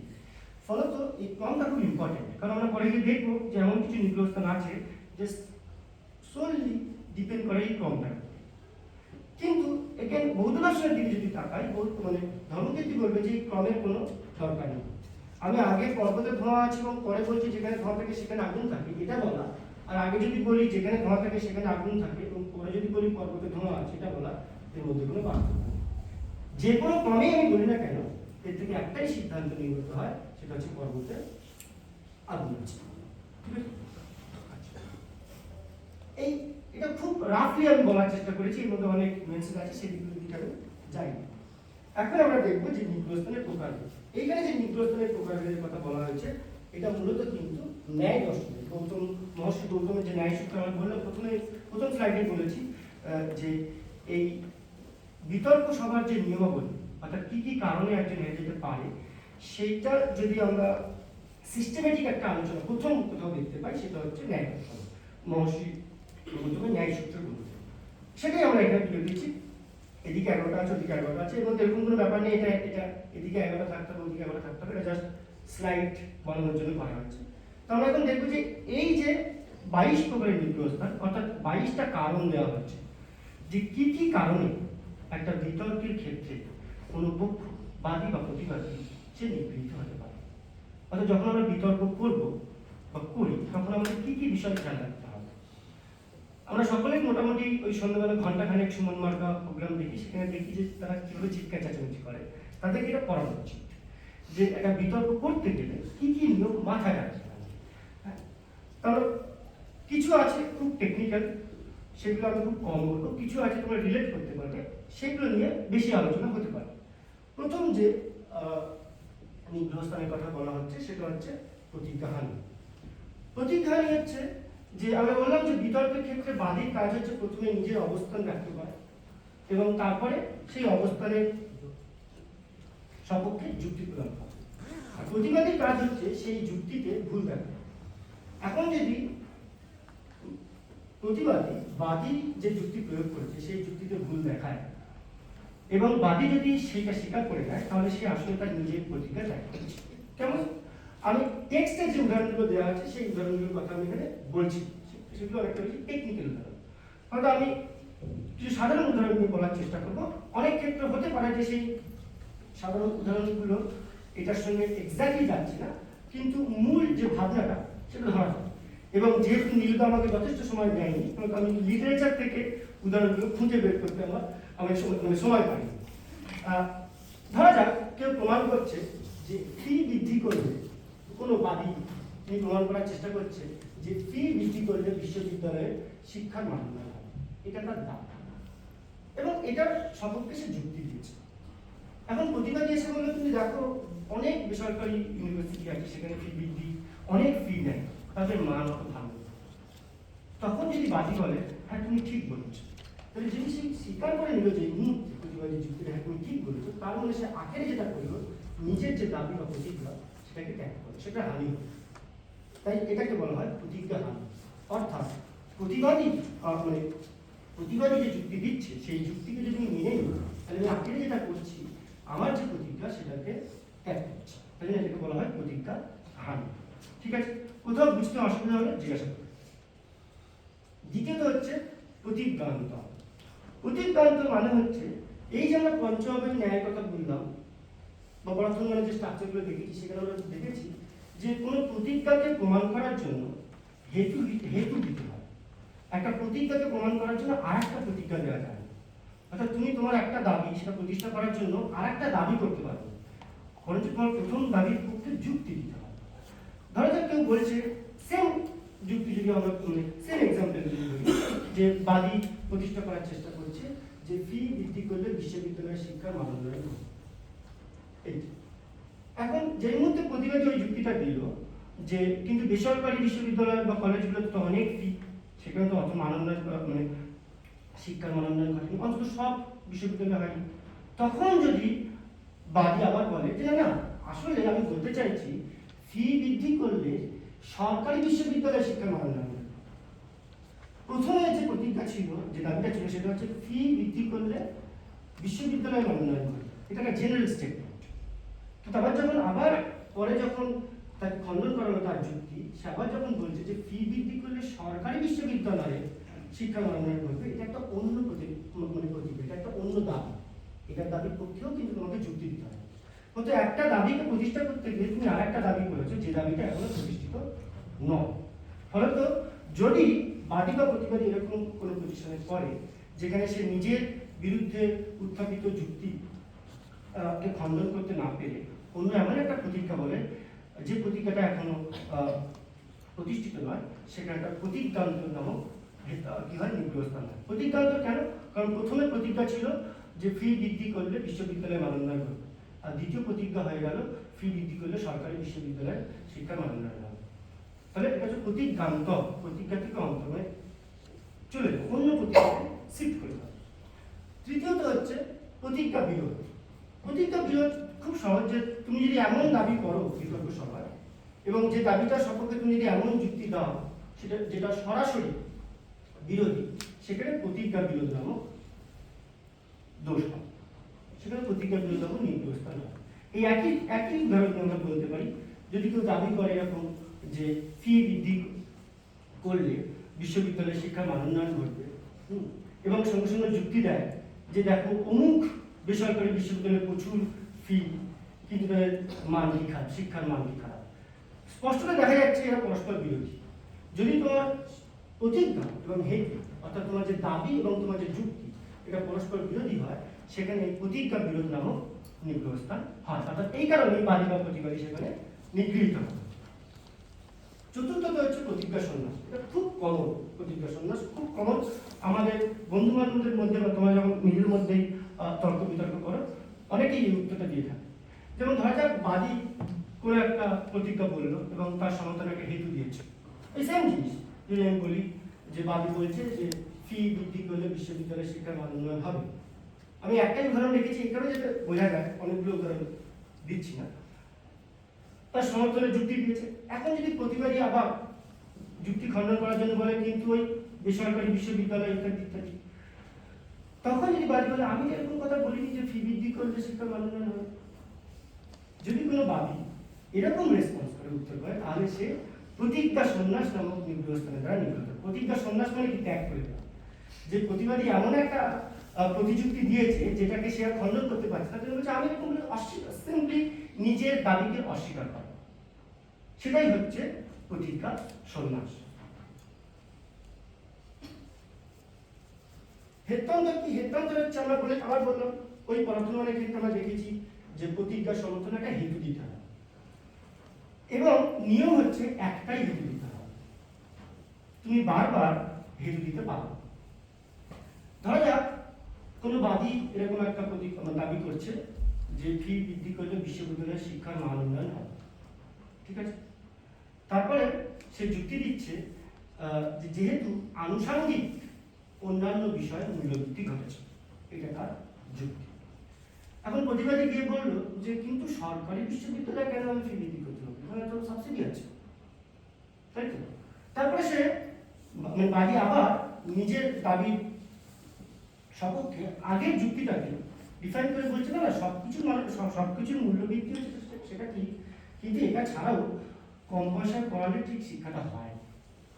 তাহলে যুক্তিটা চেঞ্জ হয়ে গেছে। অর্থাৎ তুমি প্রথমে যে যুক্তি দিয়েছিলে সেই যুক্তিটা খণ্ডিত হয়ে যাওয়ার জন্য একটা নতুন যুক্তি দিচ্ছে। কোনো অবস্থাতেই তোমার দাবির সমর্থনে বারবার তুমি যুক্তি পরিবর্তন করতে পারবে না। তোমাকে একটাই যুক্তি দিতে হবে এবং সেই যুক্তি স্টিক থাকতে হবে। অর্থাৎ যে হেতুটা প্রয়োগ করা হচ্ছে সেই একটাই হেতু হতে হবে, সেই হেতুর সঙ্গে অন্য কোনো বিশেষণ যোগ করা যাবে না বা নতুন কোনো হেতুও প্রয়োগ করা যাবে না। যদি এরকম হয় সেই স্থলে বাদী যে কারণে নিগৃহীত হবে সেটার নাম হচ্ছে হেত্যান্তর। মানে অন্য যেমন আমরা বলছি প্রতিজ্ঞান্তর, ঠিক তেমন হেত্যান্তর। ওখানে অন্যরকম প্রতিজ্ঞা স্বীকার করছি, এখানে অন্যরকম একটা হেতু স্বীকার করছি। নেক্সট হচ্ছে অর্থান্তর। অর্থান্তর হচ্ছে যে এটা হামেশাই হয় যে আমরা দেখি যে এমন অনেকেই আছে কোনো একটা বিষয় বলতে এসছে বলেছি আমি এটা নিয়ে কথা বলি, তোমার ঠিক সেইটা নিয়ে কথা বলে তার চারপাশে অনেক কিছু কথা বলে গেছে। যেমন ধরো একই ধরন দিয়ে বলছি যে কেউ প্রমাণ করার চেষ্টা করছে, বলার চেষ্টা করছে যে ফি বৃদ্ধি করলে বিশ্ববিদ্যালয়ের শিক্ষার মান উন্নয়ন ঘটে। এটা বলার পরে সে বলছে আমাদের বিশ্ববিদ্যালয় 100 বছরের প্রাচীন। এটার সঙ্গে এটা কোনো লিঙ্ক নেই, কোনো সম্পর্ক নেই। হয়তো তোমার যে দাবি সেই দাবির সঙ্গে অসম্বন্ধ কোনো বাক্য বা যুক্তি হিসেবে প্রয়োগ করা যাবে। যদি কেউ এটা করে তাহলে সে ওই কারণেই নিগৃহীত হবে। তাহলে বুঝতে হবে যে তার যুক্তি মানে যুক্তি প্রয়োগ করার যে নিয়ম কানুন সেটা তার জানা নেই। এটাকেই বলা হয় হচ্ছে অর্থান্তর। অর্থাৎ অর্থ মানে একটা বিষয়, যে বিষয় দাবিটা তোমার যে বিষয় সংক্রান্ত, যুক্তিটা তোমার সেই বিষয় সংক্রান্ত নয়, সেটা অন্য বিষয় সংক্রান্ত হয়ে যাচ্ছে। এখন যদি আমি বলি শব্দ নৃত্য, তাও বলছি সূর্য পূর্ব দিকে ওঠে, এর মধ্যে কোনো মিল নেই। এরকম যদি কেউ করে তাহলে সেখানে সে নিগৃহীত হবে অর্থান্তর নামক নিগ্রহস্থানের দ্বারা। পরেরটা হচ্ছে নিরর্থক। নিরর্থক মানে হচ্ছে যে আমি বললাম যে শব্দ নৃত্য কচ পদ, ব্যাস এটাই আমার যুক্তি। এমন শব্দ আমি ব্যবহার করছি যার কোনো অর্থ নেই। যেমন আমরা বলি যে হজ পড়ানো, ওই হজ পড়ানোর কথা বলছি না, হজ পড়ানোর কোনো অর্থ নেই। এরকম কোনো নিরর্থক শব্দবন্ধ যদি আমরা প্রয়োগ করি সেখানে আমি নিগৃহীত হব এবং সেটার নাম হচ্ছে নিরর্থক। শুধুমাত্র শব্দবন্ধ নয়, আমি যদি এরকম বাক্য প্রয়োগ করি সেখানেও কিন্তু হবে। এমন বাক্য প্রয়োগ করি যে মানে করছি যুক্তি হিসেবে যে বাক্যটার কোনো অর্থ নেই, এবং অর্থহীন বাক্য যদি আমরা যুক্তি হিসেবে প্রয়োগ করি সেখানেও বাদী বা প্রতিবাদী নিগৃহীত হতে পারে এবং সেটার নাম হচ্ছে নিরর্থক। আমি একটু তাড়াতাড়ি এগোচ্ছি কারণ অনেকটা কভার করতে হবে। অবিজ্ঞাতার্থ, এইটা সত্যি সত্যি হয়েছে কিনা আজকের বক্তব্যের শেষে বলা যায়। যে অবিজ্ঞাতার্থ হচ্ছে যে কোনো বিতর্ক ক্ষেত্রে বাদী প্রথমে তার প্রতিজ্ঞা বলে, তারপর সেই প্রতিজ্ঞার সমর্থনটা হেতু। এবারে ধরো যে বাদী বলছে যে প্রতিজ্ঞাটা বলেছে এবং হেতু দিয়েছে সেইটা বাদী 3 বার বলেছে, বলার পরে সভ্যরা সবাই বুঝতে পেরেছে বা প্রেসিডেন্ট বা অডিয়েন্স সবাই বুঝতে পেরেছে, কিন্তু যে প্রতিবাদী সে বুঝতে পারে, সরি সভ্যরা বা প্রতিবাদী কেউ সেটা বুঝতে পারে, তাহলে কিন্তু সেটা বাদীর পক্ষে নিগ্রহস্থ। এই যে আমি এতক্ষণ ধরে বলছি, তারপর যে দেখা গেল যে লেকচারের শেষে কেউ কিছু বোঝেনি, তোমাদের দাঁড়িয়ে তাইটা আমার যে আমি এমন কিছু বলেছি, এমন দুরূহ বিষয় বা এমন বিদ্রুপী একটা বিষয় বলেছি যেটা বোধগম্যর উপরে চলে গেছে, সেটাই আসলে অবিজ্ঞতা। যে বাদী বা প্রতিবাদী যদি এমন কিছু বলে যে 3 বার বলেছে কিন্তু কেউ বুঝতে পারছে না, তাহলে সেটা তার সমস্যা, অন্যদের না। ঠিক আছে, এটাকে বলা হয় অবিজ্ঞতা। তারপর হচ্ছে অপার্থক। অপার্থক এবং নিরর্থকের মধ্যে একটু পার্থক্য হচ্ছে। নিরর্থকের ক্ষেত্রে আমরা বলেছিলাম যে অর্থহীন শব্দ প্রয়োগ করা, কিন্তু অপার্থকের ক্ষেত্রে বিষয়টা হচ্ছে যে শব্দগুলো প্রয়োগ করা হচ্ছে সেই শব্দগুলো সব অর্থযুক্ত, সব অর্থ আছে, কিন্তু সেই শব্দগুলো সামগ্রিকভাবে কোনো অর্থ দেয় না। এরকম যদি শব্দ কেউ প্রয়োগ করে, ধরা যাক একই ব্যাপার আমি বললাম যে কেউ দাবি করছে যে ফি বৃদ্ধি করলে শিক্ষার মান উন্নয়ন করে, এবং তার পরিপ্রেক্ষিতে সে যুক্তি দিচ্ছে উন্নয়ন, মান, শিক্ষা, ঐতিহ্য ইত্যাদি। প্রত্যেকটা শব্দের মানে আছে, কিন্তু এই শব্দগুলো গোষ্ঠীগতভাবে এর কোনো মানে নেই। বাক্যের ক্ষেত্রে তা হয়, ঠিক আছে। এখন আমি যদি বলি এই একই, যদি বলি যে ফি বৃদ্ধি করলে শিক্ষার মান উন্নয়ন ঘটে, এবং আমি বলছি যে ক্রিকেটে একবারে 6টা বল হয়, তারপর বললাম সূর্য পূর্ব দিকে ওঠে, প্রত্যেকটা বাক্যের কিন্তু মানে আছে, কিন্তু বাক্যগুলো সামগ্রিকভাবে যদি বাক্যগুলো একটা প্যারাগ্রাফে লিখি, সেই প্যারাগ্রাফটার কোনো মানে নেই। এটাকে বলা হয় অপার্থ, অর্থাৎ যে মানে নিরর্থকের থেকে এটা এটা এখানেই পার্থ। নিরর্থকের ক্ষেত্রে শব্দটা নিজেই অর্থহীন, কিন্তু এখানে যে শব্দগুলো প্রয়োগ করা হচ্ছে শব্দগুলো অর্থ, কিন্তু শব্দগুলো সামগ্রিকভাবে সম্বন্ধযুক্ত হয়ে কোনো অর্থ দেয়, বা বাক্যের ক্ষেত্র তাই। অপ্রাপ্ত কাল, এইটা বললাম যে অপ্রাপ্ত কাল হচ্ছে ওই একদম আমরা যে পঞ্চমী ন্যায়ের কথা বলেছি, আমরা বলেছি যে একটা নির্দিষ্ট ক্রমে উল্লেখ করতে হবে, যে প্রতিজ্ঞা, হেতু, উদাহরণ, উপনয়, নিগম, এই ক্রমেই বলতে হবে।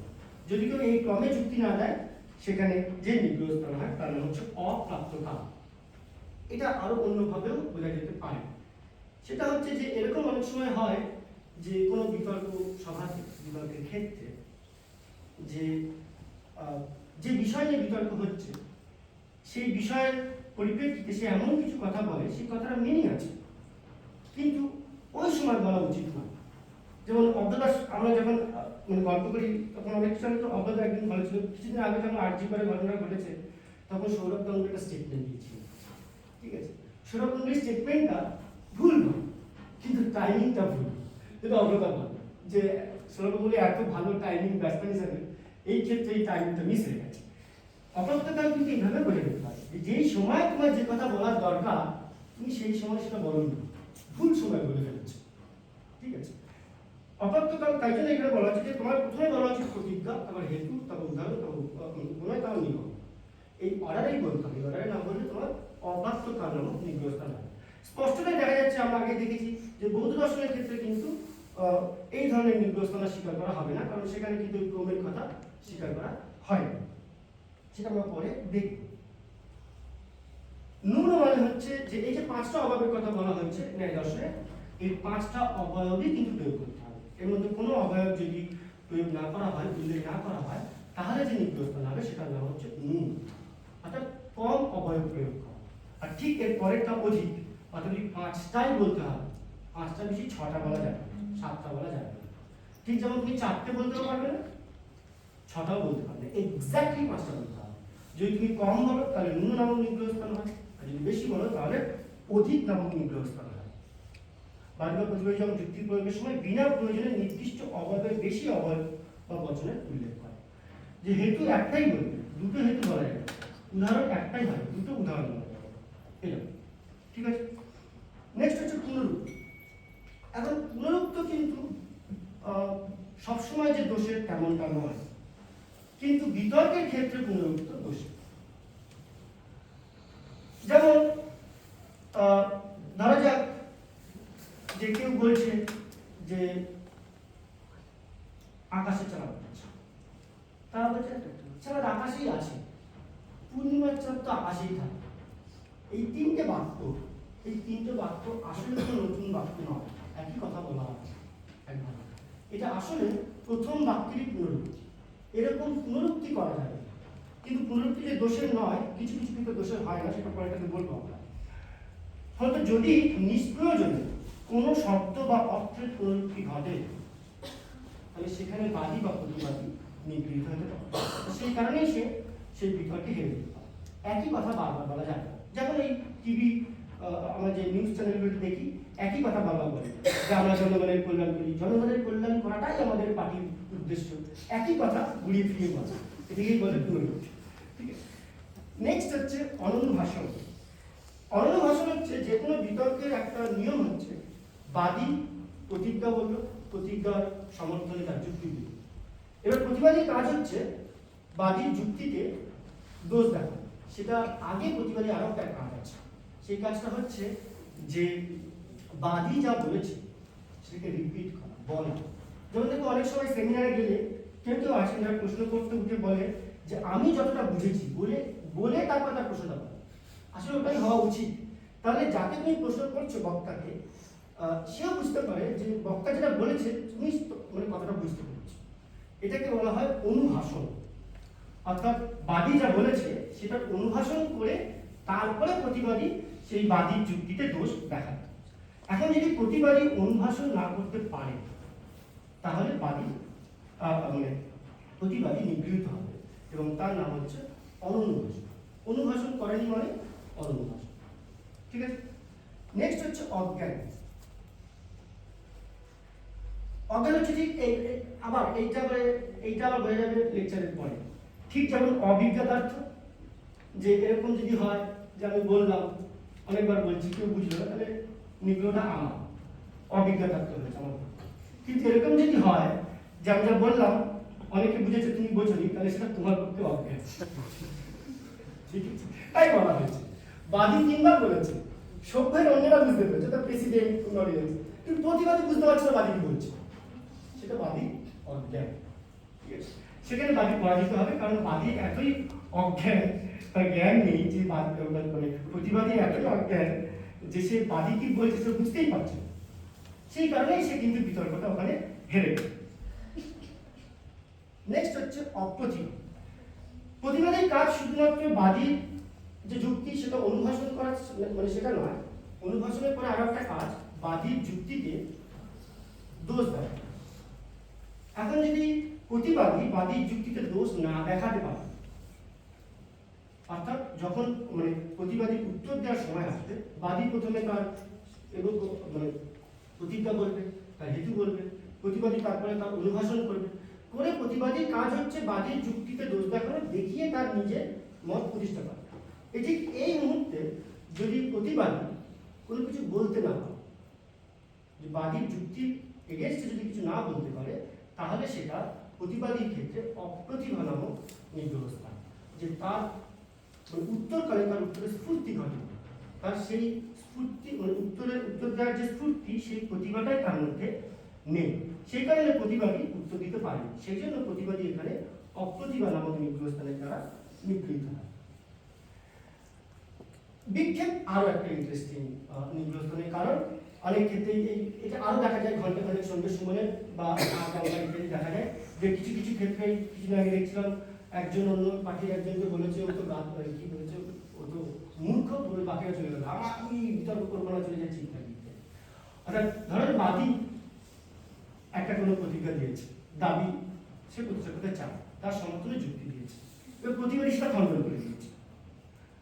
খণ্ডন করার পরে বাদী বলছে ঠিক আছে আমার এখন বাড়িতে কাজ আছে, বাজার করতে আমি যাই, পরে আলোচনা। এক্স্যাক্টলি তাই।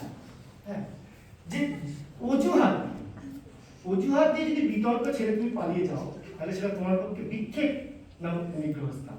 মানে ওই বিক্ষেপের কারণে তুমি নিগৃহীত হলে বা পরাজিত হলে, কিন্তু পরাজয়কে স্বীকার করা হলো। ঠিক আছে। এটা আমরা অনেক সেমিনারে দেখতে পাই যে বক্তাকে প্রশ্ন করলে হ্যাঁ ঠিক আছে I will get back to you, আরো সফিস্টিকেটেড ওয়েতে উত্তর দেওয়া যায়, I will give it thought. আসলে দেবো না। নেক্সট হচ্ছে মতানুগ।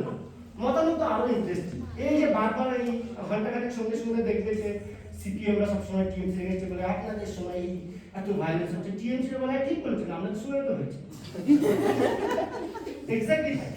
বাদী এবং প্রতিবাদী যদি নিজেদের পক্ষে উত্থাপিত আপত্তি খণ্ডন না করে অন্যের পক্ষে যদি একই রকম আপত্তি উত্থাপিত করে, যে টিএমসি প্রবক্তার কাছে সে কিন্তু অস্বীকার করেনি, সে পক্ষান্তরে স্বীকার করেছে, করে দাবি করছে যে তোমার পক্ষেও একই দোষ, তোমরা যখন সরকারে ছিল তোমাদের সময় ভায়োলেন্স হচ্ছে।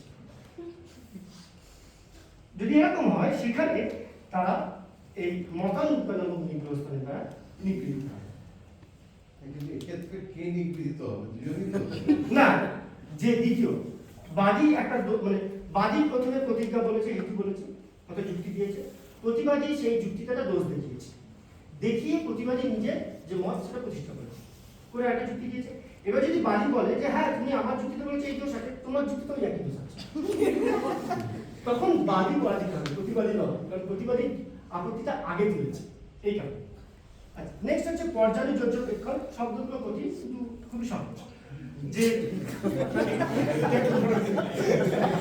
সেটা হচ্ছে যে ধরা যাক যখন বাদী কোনো কিছু বা কোনো পক্ষ বিতর্কে সে কোনো ভুল যুক্তি দিয়েছে, কিন্তু প্রতিপক্ষ সেই ভুল যুক্তিটাও নির্দেশ করে, উল্লেখ করে যে তুমি ভুল যুক্তি দিচ্ছ, তাহলে কিন্তু সেটা প্রতিবাদীর দোষ, সেটা বাদীর দোষ নয়।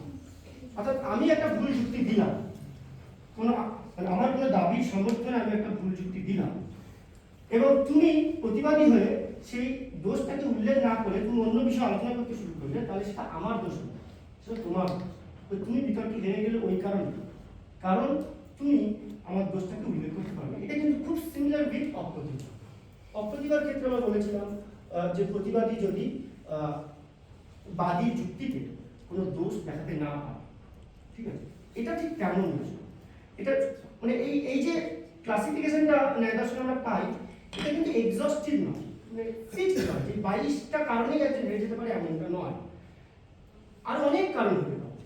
আবার এমনটা নয় যে এগুলো প্রত্যেকটাই কিন্তু কিছু কিছু ক্ষেত্রে ওভারল্যাপ, যে একটার সঙ্গে আরেকটা এতটাই লিঙ্ক যে দুটোকে আলাদা করা যায়, কিন্তু তবুও যেহেতু ন্যায় সূত্র আছে আমরা এইভাবেই আলোচনা করি। ঠিক আছে, নেক্সট হচ্ছে নিরানুযোগ। এটা ঠিক ওটার উল্টোটা। আগেরটা বললাম যে দোষ ছিল, দোষ উল্লেখ করেন, আর এটা হচ্ছে দোষ নেই, যে দোষ নেই সেই দোষের উল্লেখ করে।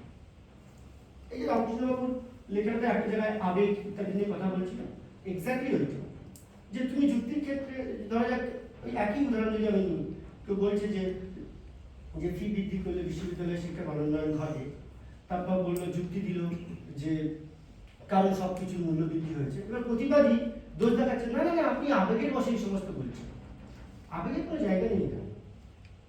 তাহলে আবেগজনিত যে দোষ যুক্তির ক্ষেত্রে ঘটে সেটা আসলে কেন ঘটেনি, তবুও সেই দোষটার কথাই এখানে উল্লেখ করা, অর্থাৎ যে দোষ বাদী বা প্রতিবাদীর পক্ষে নেই, সেই দোষই যদি প্রতিবাদী বা বাদী একে অপরের ক্ষেত্রে তোলে, তাহলে তারা এই নিরানুযোগ এবং নিগ্রহস্থানের দ্বারা নিগৃহীত হয়। নেক্সট হচ্ছে অপসিদ্ধান্ত।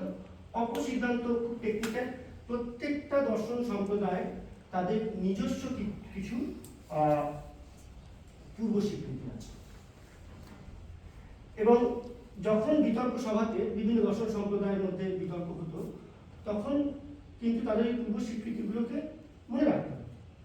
ধরা যাক বৌদ্ধ এবং মানে বুদ্ধিস্ট এবং নৈরাজ্যের মধ্যে বিতর্ক হচ্ছে, এখন কোনো বুদ্ধিস্ট এমন কিছু প্রতিষ্ঠা করতে পারে না যেটা বুদ্ধিজমের যে কোর প্রিন্সিপাল তার বিরোধী। যেমন বুদ্ধিজমের একটা কোর প্রিন্সিপাল হচ্ছে স্থায়ী আত্মা বলে কিছু নেই, there is no permanent self. এখন যদি কোনো বুদ্ধিস্ট বিতর্ক সবাইকে এটাই প্রমাণ করে বসে যে আত্মা স্থায়ী, তাহলে সে অপসিদ্ধান্ত নামক মানে নিগ্রহস্থানের দ্বারা নিগৃহীত হয়। যে তুমি এমন একটা সিদ্ধান্ত প্রতিষ্ঠা করলে যে সিদ্ধান্তটা তোমার সম্প্রদায়ের যে মূল সিদ্ধান্ত তার বিরোধী। ঠিক আছে, আর শেষ যেটা আছে সেটা হচ্ছে হেত্যাভাস। হেত্যাভাস একটা টেকনিক্যাল ব্যাপার, হেতু দোষকে আমরা হেত্যাভাস বলি, এবং মানে আমি একটা স্লাইড স্কিপ করে দিয়েছি, সেখানে ছিল যেটা হেতুকে সৎ হেতু হতে গেলে কতগুলো বৈশিষ্ট্য থাকতে হয়। ন্যায় দর্শনে সেই বৈশিষ্ট্যের সংখ্যা 5, বৌদ্ধ দর্শনে সেই বৈশিষ্ট্যের সংখ্যা 3। এখন ওই বৈশিষ্ট্যগুলোর মধ্যে কোনো একটা এক বা একাধিক বৈশিষ্ট্য যদি না থাকে কোনো হেতুতে, তাহলে সেখানে দোষ হয়, সেগুলোকে আমরা বলি হেত্যাভাস। যে কোনো যুক্তিতে যে সূত্রে যদি এরকম সেরকম হেত্যাভাস থাকে, তাহলে সেই হেত্যাভাসের কারণেও কিন্তু বাদী বা প্রতিবাদী একটা বিতর্কে নিগৃহীত হতে পারে। যেহেতু হেত্যাভাস আরো বেশি টেকনিক্যাল, ওটা আরো ঘন্টা দিন লাগবে বলতে, তাই ওই বিষয়ে আমরা আজকে গেলাম। তো এটা গেল মানে মোটামুটি নৈয়ায়িকরা যেভাবে নিগ্রহস্থানকে সে নির্ভর করেছে। কতক্ষণ সময় হয়েছে বলতে ঠিক আছে না, আর কতক্ষণ আছে সেই হিসাবে 37। হ্যাঁ, মানে আরো 3টে স্লাইড আছে। 5 মিনিটে 5 মিনিট। হ্যাঁ 5 মিনিট। 5 মিনিট আছে, ঠিক আছে 5 মিনিট। তুমি 5 মিনিট শেষ করলে আমি পুরোটা শুনে যেতে পারবো। বেশ 5 মিনিট। আমরা আগেই বলেছি প্রথম স্লাইডে যে বৌদ্ধ এবং জৈনদের যে নিগ্রহস্থানের ধারণা, সেটা কিন্তু নৈয়ায়িকদের নিগ্রহস্থানের ধারণার উপর ভিত্তি করেই গড়ে উঠেছে। এই পরে দুটো স্লাইড, মানে এই স্লাইডটা এবং পরের স্লাইডে আমরা দেখবো যে কিভাবে এই যে ক্লাসিফিকেশন, এই যে শ্রেণী বিভাগ ন্যায় দর্শন আমরা পেলাম বিজ্ঞানে, সেইটা ধর্মভিত্তিক বৌদ্ধ দর্শনে কিভাবে দেখেছে এবং জৈন দর্শনে সেটা কিভাবে দেখা হচ্ছে।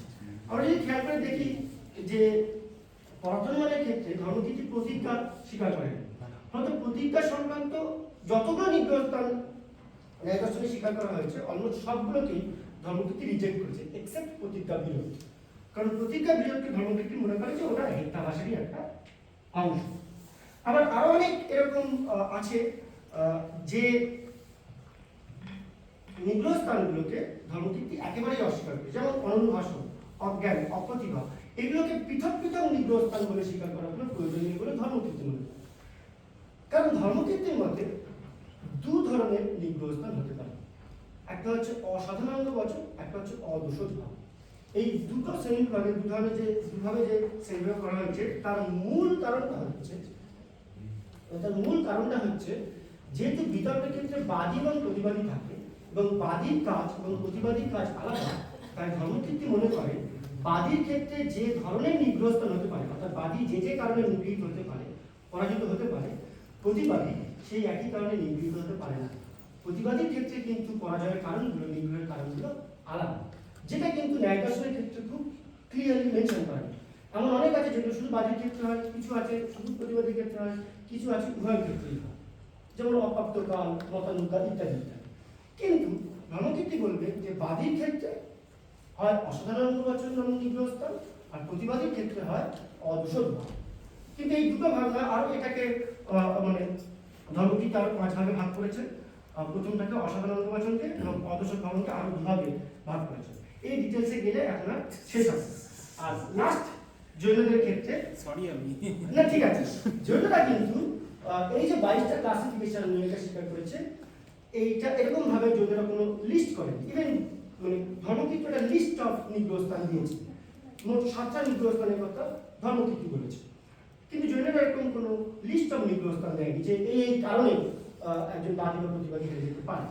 কিন্তু জৈন দার্শনিকদের নিগ্রহস্থানের ধারণা যদি আমরা অ্যানালাইজ করি, তাহলে যেটা পাবো যে এদের মতে, জৈনদের মতে নিগ্রহের মূল কারণ হচ্ছে অজ্ঞান, এবং প্রত্যেকটা নিগ্রহস্থান সম্পর্কে জৈনদের কিছু বিশেষ বিশেষ যে মত সেটা আমরা পাই, এবং এগুলো বোঝাতে গেলে অনেক সময় লেগে যায়।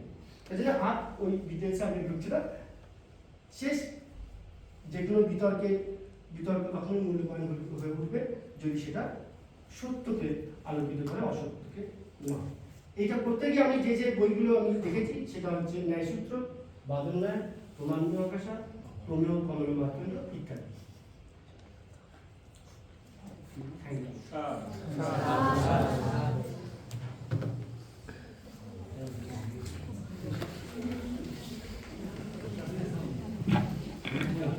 অধ্যাপক সুজয় মণ্ডলকে বিভাগের পক্ষ থেকে জানাই আন্তরিক ধন্যবাদ তার তথ্যনিষ্ঠ বক্তব্য উপস্থাপনের জন্য। আমরা এখন সরাসরি পৌঁছে যাব সভাকক্ষে উপস্থিত সভ্যদের কাছে প্রশ্নোত্তর পর্বে। যদি কোনো জিজ্ঞাসা বা প্রশ্ন থেকে থাকে, বিভাগের শিক্ষক, গবেষক এবং ছাত্রছাত্রীদের কাছে অনুরোধ জানাই সরাসরি আপনারা এবং তোমরা প্রশ্ন করতে পারো।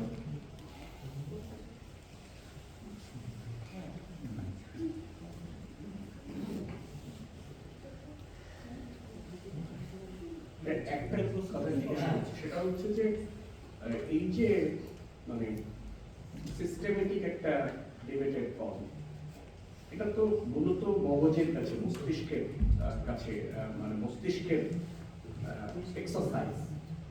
কিন্তু আমাদের হৃদয়বস্থা বলে যে ব্যাপারটা আছে, যেটাকে লজিকের কিন্তু একটা পার্টিকুলার জায়গায় যুক্ত করে নেওয়া হয়, সে ব্যাপারে ন্যায় কি বলে বা অন্য স্কুল কি বলে? মানে এই বলছি, এই যে মস্তিষ্ক খুব ইন্টারেস্টিং, জল্প এবং বিতণ্ডা নিয়ে মতভেদের মানে মত পার্থক্যের একটা ছিল, সেটা আমি দেখাইনি। আমরা বারবার বলছিলাম যে জয় পরাজয় প্রসঙ্গটা শুধুমাত্র জল্প এবং বিতণ্ডার ক্ষেত্রে আসে, নয় একটা বলি। এবং যেহেতু জয় পরাজয় প্রসঙ্গ জল্প এবং বিতণ্ডার ক্ষেত্রে আসে, সেখানে তুমি শর্ট যুক্তি ব্যবহার করতে পারো, যেটা কারণটা মস্তিষ্ক আমি জিততে চাই না, তাই তুমি শর্ট যুক্তি ব্যবহার করতে পারো। কিন্তু বৌদ্ধ এবং জৈনরা কোনোভাবেই এটা স্বীকার করে না। তাহলে নৈয়ায়িকরা কেন স্বীকার করে? নৈয়ায়িকরা যুক্তি আছে, কারণ আছে। নইলে যুক্তিটা হচ্ছে যে দেখো, যখন কোনো চাষি কোনো বীজ রোপণ করে, সেটা যাতে অন্য পশু এসে নষ্ট না করতে পারে, তার চারপাশে কাঁটাতারে বেড়া দেওয়া হয়। এই শর্ট যুক্তিগুলো, এগুলো আসলে কাঁটাতারের বেড়া। আমি যে সত্যি বা সত্যটা উদ্ঘাটন করেছি আমার এতে, সেইটা আমাকে আগলে রাখতে হয়। এই আগলে রাখার জন্য আমি যা খুশি তাই করতে পারি। চাইলে ওই যেরকম বলি যে প্রেমের ক্ষেত্রে কোনো কিছুই ভুল নয় আর কি, সব কিছুই করা যেতে পারে, যুদ্ধ, প্রেম ইত্যাদির ক্ষেত্রে সব কিছুই ঠিক ঠিক নয়, এটা তাই মনে করে যে আমার মতটাকে যদি প্রতিষ্ঠা রাখতে হয়, ঠিকঠাক রাখতে হয়, সেটা এসে কেউ এসে খণ্ডন করে দিয়ে চলে যাবে, সেটা নয়। এটা এতই আমার হৃদয়ের কাছাকাছি যেটা আমাকে বাঁচিয়ে রাখতে হবে। তার জন্য আমি অসৎ উপায় হলেও ব্যবহার করব। আমি লোককে ছল চাতুরি দ্বারাও পরাজিত করব। কিন্তু এটা বৌদ্ধ দর্শনের ক্ষেত্রে একদমই নেই। জন্য আসলে বললাম, যেহেতু ওরা অহিংসা তত্ত্বকে মানে, তাই জন্য এই শর্ট যুক্তি প্রয়োগ করাও এক ধরনের অহিংসা নামান্ত কথা মানে নেই। তোমার অনেকান্তবাদ আছে, অনেকান্তবাদ আছে, ওখানে যোগ্যও আছে। অনেক বেশি সেটা। হ্যাঁ, আমাদের বিচার ব্যবস্থাতে এটা খুব মানে।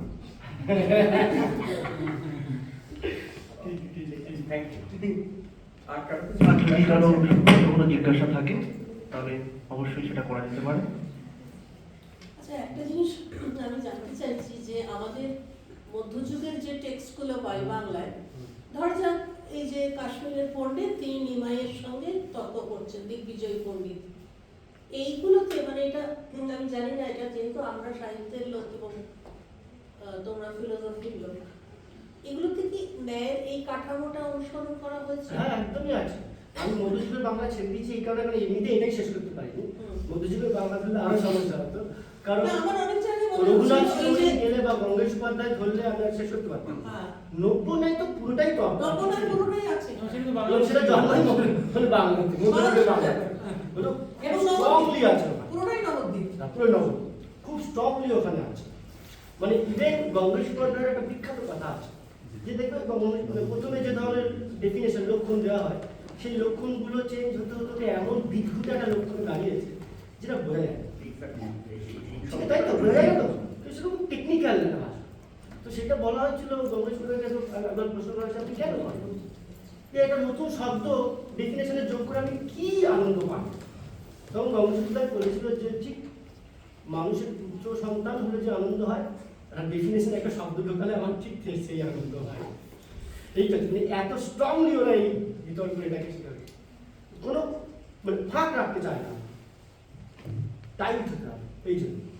আচ্ছা, আর কি কোনো জিজ্ঞাসা আছে? তাহলে আমরা পৌঁছে যাব সভামুখের বক্তব্যে। অনেক ধন্যবাদ সুজয়। আমার ধারণা যে তোমারই বলছি, আনুষ্ঠানিকভাবে আর আপনি বলছেন, আবার কি নৈরায়িক ত্রুটি ঘটবে কিনা জানি না, যে অবিজ্ঞাতার্থ নিগ্রহ অন্তত ঘটে এই সভায়। তবে আমরা যারা শ্রোতা, ইনক্লুডিং সভামুখ্য, তাদের ক্ষেত্রে অজ্ঞান নিগ্রহ ঘটেছে কিনা সেটা আমি জানি না। আমি ধরে দিচ্ছি যে নিশ্চয়ই এটা খুবই প্রাণবন্ত একটা ব্যাপার হয়েছে। আমি ন্যায়শাস্ত্রেরও ছাত্র না, কিছু না, তবে হ্যাঁ এই বিষয়গুলোতে আমার একটু আগ্রহ আছে, সামান্য, খুবই সামান্য। এই গোটা ব্যাপারটাকে সাহিত্যের ছাত্র হিসেবে আমি যতটুকু, যে দিকগুলো আমার মনে হলো সেটাই একটু বলবো। একটা হচ্ছে যে মানব সভ্যতা ক্ষেত্রে এই যে আমাদের বাক বিনিময়, চিন্তার বিনিময়, এই বাক বিনিময়, চিন্তার বিনিময়, এটা খুব গুরুত্বপূর্ণ একটা জায়গা। এখন আমরা যদি সেটা হাট বানিয়ে ফেলি তাহলে সেটা ক্যাকোফনি হবে। চিন্তার সিম্ফনি একটা দরকার, তার জন্য একটা সিস্টেম দরকার। আমাদের প্রাচীন শাস্ত্রগুলো সেই সিম্ফনি, সেটা শুধু ভারতবর্ষে হয়েছে তাই নয়, গ্রিস দেশেও সেটা খুবই হয়েছে। আমরা অ্যারিস্টটলিয়ান সিলোজিজমের কথা জানি, এবং অ্যারিস্টটল সিলোজিজমের সঙ্গে ইন্ডিয়ান নৈয়ায়িক যে স্ট্রাকচার, তার মিল অমিল নিয়ে হয়তো সুজয় আরেকবার কখনো বলতে আসবে। এই যে বিনিময়ের জায়গাটা, তার জন্য যে একটা স্ট্রাকচার লাগে, এটা যার নামাঙ্কিত এই আজকে পলিমিক ক্লাব, তার একটা কথায় চমৎকারভাবে ফুটে উঠেছিল। তিনি খুব গুরুত্বপূর্ণ একটা জিনিস করেছেন। তিনি চেয়েছিলেন যে আমাদের মধ্যে এই ডিবেট করার একটা প্রবণতা তৈরি হোক। তিনি বলেছিলেন যে কথার সত্যি মিথ্যে ঠিক করতে হলে সব দিক বুঝে সুঝে আটঘাট বেঁধে তবে সেটা বলতে বুঝতে হবে। ভাষা ছাড়া মানুষের পক্ষে কিছুই বোঝানো সম্ভব নয়। ভাষাই আবার তার সবচেয়ে বড় শত্রু। মানে কত শত্রু হতে পারে সেটা তো ওই এতগুলো বিগ্রহ স্থানের যে নানা রকম পরিভাষা তার থেকে আমরা বুঝতে পারলাম। তাহলে ভুল বোঝাবুঝি এড়াতে হলে ভাষার ব্যবহারে খুব সাবধান হতে হয়। তককে আরো বেশি সাবধান হওয়া দরকার, না হলে তার থেকে রাগারাগি, মুখ দেখাদেখি বন্ধ, এমনকি মারামারিও হয়ে যায়। অথচ তক্ক করাটা মানুষের অভ্যেস, কারো কম কারো বেশি। এবং সেটার জন্যই বলছে যে ফয়সালা কোন একটা বিষয় নিয়ে যদি বিবাদ বাঁধে, তার ফয়সালা তর্কের মাধ্যমেই হতে পারে, কিন্তু তর্কের একটা নিয়মতন্ত্র আছে, সেই নিয়মতন্ত্রটাকে আমাদের মেনে চলতে হবে। এটা এতটাই যে এটাকে যদি আমি একটা বিতর্ক শিল্প বলি তাহলে বোধহয় ঠিক বলা হয়। বিতর্ক ইটসেলফ শিল্প, এটা একটা আর্ট। আমি যখন মানে সবে মাধ্যমিক পেরিয়ে এবার এর দিকে আসছি, হায়ার সেকেন্ডারি বীরভূমের দিকে চলে আসছি, সেই সময়টাতে আমার কয়েকদিনের জন্য সুযোগ হয়েছিল বহরমপুরে একটা ডিবেট ক্লাবে প্রখ্যাত অধ্যাপক ইকোনমিক্সের, অনেক পত্রিকার সম্পাদক দীপঙ্কর চক্রবর্তীর একটা ডিবেট ক্লাব ছিল। সেই ক্লাবে তিন চারটে ক্লাস আমি করেছিলাম, কন্টিনিউ করতে পারিনি, আমি অন্য জায়গায় চলে গেলাম। দীপঙ্কর বাবু যেটা আমাদের বলেছিলেন শেখাতেন, ধরা যাক আমি জানতাম উনি খুব আল্ট্রা লেফট, আমি কোন একটা বিতর্কে এবারে দীপঙ্কর বাবু খুশি হতে পারেন ভেবে যদি কোনো পয়েন্ট দিয়েছি, দেখা যাচ্ছে দীপঙ্কর বাবু সেইটাকেই প্রথম নাকচ করছেন। অর্থাৎ খুশি করাটা এর কাজ না, এইটা একটা সিস্টেম, সেই সিস্টেমের মধ্যে দিয়ে যেতে হবে। এইটা হচ্ছে খুব পরিষ্কার কথা, এটা হতো, মানে এটা আমরা খেয়াল করেছি। যাই হোক, এখন এইটা সুজয়ের বক্তৃতা শুনতে শুনতে আজকে আমরা বুঝতে পারলাম যে নিগ্রহ ব্যাপারটা শুধু শারীরিক বা মানসিক নিগ্রহ হয় তা নয়, বৌদ্ধিক বা যৌক্তিক নিগ্রহ বলে একটা ব্যাপার আছে। হ্যাঁ, তো এই নিগ্রহ শব্দটা আমি পেয়েছি, নানা রকম তার অর্থ আছে জৈনিজমে, এতেও, কিন্তু মূল ব্যাপারটা একই। হ্যাঁ, এমনকি বৌদ্ধদের একটা ওই কৃষি বিষয়ক ম্যানুয়াল, নামটা ভুলে গেছি, সেখানেও এই নিগ্রহ কথাটা পেয়েছি। আবার কৌশল্য কি যেন, কৌশল্য শাস্ত্রম নাকি এরকম একটা কিছু নাম ছিল, ভুলে গেছি এখন, কি ঋদ্ধায়, সেখানটাতেও দেখি সেটা নোট করা আছে কিনা, উপায় কৌশল্য ঋদ্ধায়, উপায় কৌশল্য ঋদ্ধায়, সেটা নাগার্জুনের। এই নাগার্জুনের প্রসঙ্গে আমার এটা মনে পড়ছে, এই যখন সুনীতিদার সঙ্গ করতাম তখন আমার একটা বেসিক কোয়েশ্চেন সুনীতিদার কাছে ছিল, সেটা হচ্ছে বুদ্ধ এবং বুদ্ধিজম বলতে যা আমরা বুঝি, আর পরবর্তীকালে ধর্মকীর্তি নাগার্জুন নাগসেনদের সময় সেটা যে জায়গায় গিয়ে দাঁড়ালো, সেটা আকাশ পাতাল ফারাক। তা আমার বক্তব্য ছিল যে ধর্মকীর্তি এত সূক্ষ্ম তর্ক তুলছেন একদম কট্টর নৈয়ায়িকদের মতন, এই তর্কগুলো তুলে বুদ্ধিজমের কি লাভ হচ্ছে? বুদ্ধিজম তো আবার সে ন্যায়ের জটাজলে জড়িয়ে যাচ্ছে। তো উনি দুটো তিনটে কথা বলেছিলেন, তার মধ্যে একটা বলছেন, একটা আপনি ঠিক বলেছেন, ধর্মকীর্তিকে তার কন্টেম্পোরারি যারা তাত্ত্বিক ছিলেন তারা বলছেন ধর্মকীর্তির থেকে দূরে থাকো, ওর পথে যেও না, মারাত্মক ধর্মকীর্তি, সাংঘাতিক নৈয়ায়িক। কিন্তু উনি বলেছিলেন যে বৌদ্ধদের যে যুক্তি বা এইরকম ডিবেটের জায়গা, নালন্দা বিশ্ববিদ্যালয়ের রেফারেন্স দিয়ে বলেছিলেন যে তার একটা ছিল গুচ্ছ, সেখানে শুধু বৌদ্ধ শাস্ত্রীরাই তর্ক করতে পারতেন, আর একটা ছিল পাবলিক, সেখানে চন্দ্রগোবিন্দ গিয়ে প্রশ্ন তুলছেন, বলছেন সেটা যদি পাবলিক না হয় চন্দ্রগোবিন্দ গিয়ে প্রশ্নটা তুলবেন কি করে। তো এইভাবে উনি বুঝিয়েছিলেন যে কিভাবে একটা নৈয়ায়িক স্ট্রাকচারের মধ্যে বুদ্ধিজম বলতে যা বোঝায় পরবর্তীকালে সেই জিনিসটা দাঁড়ায়, সেইটা একটা করে দেখেছিলেন। এটা উপনিষদেও প্রচুর আছে, সুজয় উদাহরণ দিয়েছেন, আমাদের নচিকেতার উদাহরণ দেওয়া যেতে পারে, আমাদের গার্গী যাজ্ঞবল্ক্য দেওয়া যেতে পারে, আমরা সেদিকে যাচ্ছি না। কিন্তু আমি সাহিত্যের ছাত্র হিসেবে যে জায়গাগুলো বারবার বোঝার চেষ্টা করি, সেইটা হচ্ছে যে আমাদের এই পরিভাষাগুলো হয়তো মাথায় থাকে না, কিন্তু আমাদের দৈনন্দিন যাপনে, এবং বিশেষ করে এখানে স্কলাররাই বেশি, তাদের পিএইচডি করবার সময় যে মোকাবিলাটা করতে হয়, একটা প্রবলেম কিভাবে খাড়া করতে হয়, সেটার মোকাবিলা কিভাবে করতে হবে, তার পেছনে যুক্তি সাজাতে হয়। এই জিনিসগুলো কিন্তু আমাদের চলে, শুধু বিচার ব্যবস্থাতেই নয়, আমাদের দৈনন্দিন জীবন বিচার ব্যবস্থাতে এবং আমাদের একাডেমিক্সে এটা কিন্তু চলতে থাকে। এই চলাটা প্রাচীনকালের যে একটা চেহারা, সেটা আজ আমাদের সামনে খানিকটা উঠলো। কিন্তু আমাদের চারপাশে এটা যেমন চলে, তেমনি তর্কের নামে যে জিনিসটা খুব চলে তার নাম হচ্ছে বিতর্কটা, মানে বুল হেডেড ডিবেট যাকে বলে। বুল হেডেড ডিবেটের একটা কাছাকাছি বাংলাও আছে, সবাই আমরা জানি। তো এই জায়গাগুলো নিয়ে অমর্ত্য সেন যখন আর্গুমেন্টেটিভ ইন্ডিয়ান লিখছেন তখন আলোচনা করেছিলেন। আর্গুমেন্টেটিভ ইন্ডিয়ানে তিনি হেটেরোডক্সির উপর খুব জোর দিচ্ছেন, যে এই বহুরূপতা, এই জায়গাটা আমার জৈনিজমের অনকান্তবাদকে খুব পছন্দের মনে হয়, কারণ এটা হয়। তবে একটা সেম টাইম আমার একটা তর্ক মনের মধ্যে তৈরি হয়, সেটা হচ্ছে যে আর্গুমেন্টেটিভের বাংলা করা হয়েছে তর্কপ্রিয় ভারতীয়। আমার সবসময় মনে হয় এটা বাংলা হতো তর্কশীল ভারতীয়। কেন বাংলাটা ওরা তর্কপ্রিয় করলেন আমি জানি না, কেননা তর্কশীলতা, শীল বলতে যে জিনিসটা বোঝায় সেটা একটা কোয়ালিটি, গুণ। কিন্তু তর্কপ্রিয় যদি হয় তার মানে সে তর্কবাজ, এই অর্থটাও হয়ে দাঁড়াতে পারে, এবং তার প্রচুর দৃষ্টান্ত আমাদের রয়েছে। শ্রীলা এক্ষুনি নব্য ন্যায়ের প্রসঙ্গ তুলেছিলেন। এইতে যখনই চৈতন্য বা তার কন্টেম্পোরারি এদের পিরিয়ডের কথা আমি পড়ি, তখন আমার মনে হয় যে এরা কি তর্ক করেছে। গৌরাঙ্গ পণ্ডিতের গাছকমলে যাকে পাচ্ছেন ধরে ধরে তর্কে বসিয়ে দিচ্ছেন, এটা কি? মানে এরকম করে তো জীবন চলে না। যার জন্য আমি বললাম যে শুধু কি মস্তিষ্কের চর্চা হবে, হৃদয়ের চর্চাটা হবে না, এইটা একটা প্রশ্ন। এবং সেটা করতে গিয়ে পরে নিমাই পণ্ডিত যে সামূল বদলে গেলেন, ওই জ্ঞানমার্গ থেকে ভক্তি মার্গের দিকে চলে গেলেন, সেটা কিন্তু এইটা, এর একটা ক্লান্তি আছে, এইটা আমার সবসময় মনে হয়। আর খুব ভালো এটা বোঝা যায়, ছেলে মেয়েদের বলছি, কালিদাস রায়ের ত্রিরত্ন বলে একটা কবিতা আছে, কালিদাস রায়ের ত্রিরত্ন।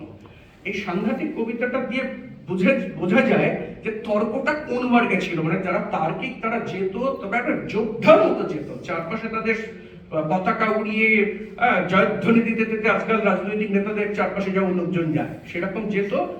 তারপর ধ্বজা উড়িয়ে তারা চলে যেত, পরাজিত করে তাকে একদম নিঃশেষ মানে শেষ করে দিয়ে চলে যেত, এরকম আর কি, মানে মানে একাডেমিক্যালি শেষ করে দিয়ে চলে যেত, এইসব হতো। ফলে এই জায়গাগুলোতে আমার সবসময় যেটা মনে হয় যে এটা দরকার আছে, কিন্তু এর একটা ক্লান্তি আছে।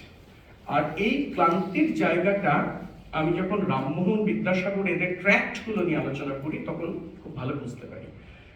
রামমোহন বিদ্যাসাগর, দেখো রামমোহন বিদ্যাসাগর তারা যে যুক্তির কথাগুলো তুলছেন, সেই যুক্তির ক্রমটা সেই সময়ের সিস্টেম মেনে তাদের তুলতে হচ্ছে, কিন্তু একেবারে নৈয়ায়িক বা যৌক্তিক যে অবয়ব সেটাকে মেনে। আমার একটা জিনিস খুব ভালো লাগে, সেটা হচ্ছে ভারতীয় ন্যায়ে পূর্বপক্ষের উত্থাপন এবং পূর্বপক্ষের খণ্ড, তারপরে উত্তর পক্ষের কথাটা আসে। এর ফলে কি হয়, এটা না হলে আমরা চারবাক কি বলেছে কোনোদিন জানতে পারতাম না। এইটা থাকবার ফলে যেটা হয়েছে সেটা হচ্ছে আমি অন্যের কথাটাকে তুলে ধরছি, আমার প্রতিবাদীর বক্তব্যটাকে আমি তুলে ধরছি, তারপর আমি আমার বক্তব্যটাকে উপস্থাপন করছি। এইটা একটা কাটসি, এই কাটসিটা কিন্তু পশ্চিমে নেই, এটা আমাদের ভারতীয় সংস্কৃতিতে খুবই আছে। তবু এই প্রসঙ্গে অবরোহী আরোহী এদের প্রত্যেকের মধ্যে কিছু ভাব থাকতে পারে, সে আলোচনায় যাচ্ছি না। কিন্তু যে জিনিসটা আমার মনে হয় যে রামমোহন বিদ্যাসাগরের চারপাশে যে পণ্ডিতরা ছিলেন, যখন খুব সতর্ক কথাটা মানে শুধু কেয়ারফুল না, সতর্ক, তর্কের সঙ্গে যখন আমি লক্ষ্য করি, তখন দেখি যে সবসময় কিন্তু পণ্ডিতেরা খুব ভুল বলছেন এমন নয়, অন্তত শাস্ত্রীয় বিচারে। এবং কোথাও কোথাও রামমোহন বিদ্যাসাগর, এটা আমার অনুযোগ যে রামকৃষ্ণবাবুর মতন পণ্ডিত কিন্তু এই জায়গাগুলো কোথাও বলেননি, কিন্তু আমার মতন আমরা যেহেতু সর্বহারা অপণ্ডিতের দল, ফলে আমাদের এটা অসুবিধা নেই এগুলো লিখতে। আমি লিখেছি যে রামমোহন এই জায়গাটা ফাউল করেছেন যুক্তিতে, বিদ্যাসাগর এই জায়গাটা ফাউল করেছেন যুক্তিতে। কিরকম করেছেন? তারানাথ তর্কবাচস্পতি, তারানাথ তর্কবাচস্পতি বলেন আমি বহু বিবাহের রদ করার পক্ষে, কিন্তু আপনি কখনোই বলবেন না যে বহু বিবাহ শাস্ত্রে ছিল না, এইটা আপনার ভুল প্রতিজ্ঞা বাক্য। বিদ্যাসাগর রেগে গেলেন। রামমোহনের ক্ষেত্রে রামমোহন যে জায়গাটাতে আমি বলবো রামমোহনের বিগ্রস্থান, এটা দেখানো হয় না, সেইটা হচ্ছে কবিতাকারের সহিত বিচার। আর কবিতাকার যখন প্রশ্ন তুলছেন রামমোহনকে, কাছে শঙ্করাচার্যের কথা বলছেন, শঙ্করাচার্য তো তিনি তো শুধুমাত্র অপৌত্তলিকতার কথা বলেননি, আর তিনি তো গঙ্গা স্তোত্র লিখেছেন, পাণ্ডুরঙ্গ স্তোত্র লিখেছেন, এগুলো লিখেছেন। রামমোহন প্রথম উত্তরটা দিচ্ছেন শঙ্করাচার্য একাধিক হইতে পারে, ওকে, ভালো কথা, তাহার নামে অন্য কেউ লিখিতে পারে, এইটুকু যদি বলতেন হয়ে যেত। কিন্তু তারপরে রামমোহন যে ফ্যালাসিটা করছেন, এবং সত্যি এটা রামকৃষ্ণ বাবুদের বলা উচিত ছিল, কখনো বলেননি, যে ফ্যালাসিটা করছেন তার পর মুহূর্তে, তারপরে বলছেন না শঙ্করাচার্য যেহেতু ব্রহ্মজ্ঞ, অতএব শঙ্করাচার্যের কাছে পৌত্তলিকতা অপৌত্তলিকতা ভেদ নয়। এইটা কেমন ধরনের যুক্তি দাঁড়াচ্ছে? কিন্তু এই পণ্ডিতরা হেরে যাচ্ছে কেন? হেরে যাচ্ছে তার কারণ নতুন যে উপনিবেশ কায়েম হয়েছে তার যে কাঠামোতন্ত্র, চিন্তার কাঠামোতন্ত্র, সেই কাঠামোতন্ত্রটা এস্টাবলিশড হচ্ছে, ফলে পুরোনো কাঠামোতন্ত্রটা কিন্তু আর টিকছে না। ওরা যে খেলার যে নিয়ম বলে তাদের উত্তরটা ওরা ওইভাবে দিচ্ছে, রামমোহন এবং বিদ্যাসাগর, কিন্তু পরবর্তীকালে এরা সাস্টেন করতে পারছে না, কারণ যুগটা বদলে গেছে। এটা ব্রাহ্ম সমাজের একটা আলোচনায় দেখিয়েছিলাম যে আদি ব্রাহ্ম সমাজের চিন্তার কাঠামোর জায়গাটা কিভাবে সাধারণ ব্রাহ্ম সমাজে বদলে যাচ্ছে। মিনিটস লেখা হচ্ছে তার ফরম্যাটটাই আলাদা রকম। তা এইভাবে বারবার বদলে বদলে যায় বটে, কিন্তু তারপরেও জীবন এগোয়। কিন্তু মনে রাখতে হয়, যে কথাটা বারবার বলছি, যার জন্য আমি সুজয়কে তখন এই প্রশ্নটা করলাম, যে তর্ক এইটার একটা ক্লান্তি আছে। মানুষ শুধু তর্কে বাঁচে না, কিন্তু তর্ক যখন করি সভ্য সমাজে, ততক্ষণ আমাকে একটা কাঠামোর মধ্যেই থাকতে হয়। এইটাই হচ্ছে সভ্য সমাজের রীতি। মনে রাখতে হবে যে আমি অনেক অনেক ক্ষেত্রে হয়তো ইললজিক্যাল হই। যেমন আমি যদি কোনো ছেলে বা মেয়ে বা আমরা যে কোনো মনুষ্য যখন আমরা প্রেমে পড়ি, বাবা মা বলতে থাকেন যে তুই ওই ছেলেটার সঙ্গে বা ওই মেয়েটার সঙ্গে কেন, কি দেখলি তার মধ্যে, ব্যাপারটা ইললজিক্যাল, বাট দ্যাট ইজ ডিললজিক্যাল। সেটা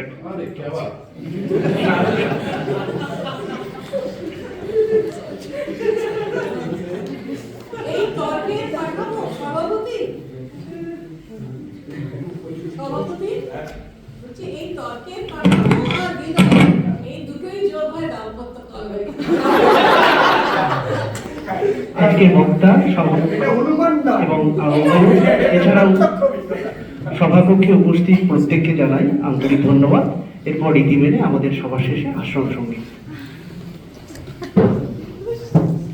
আমাদের শান্তিনিকেতন,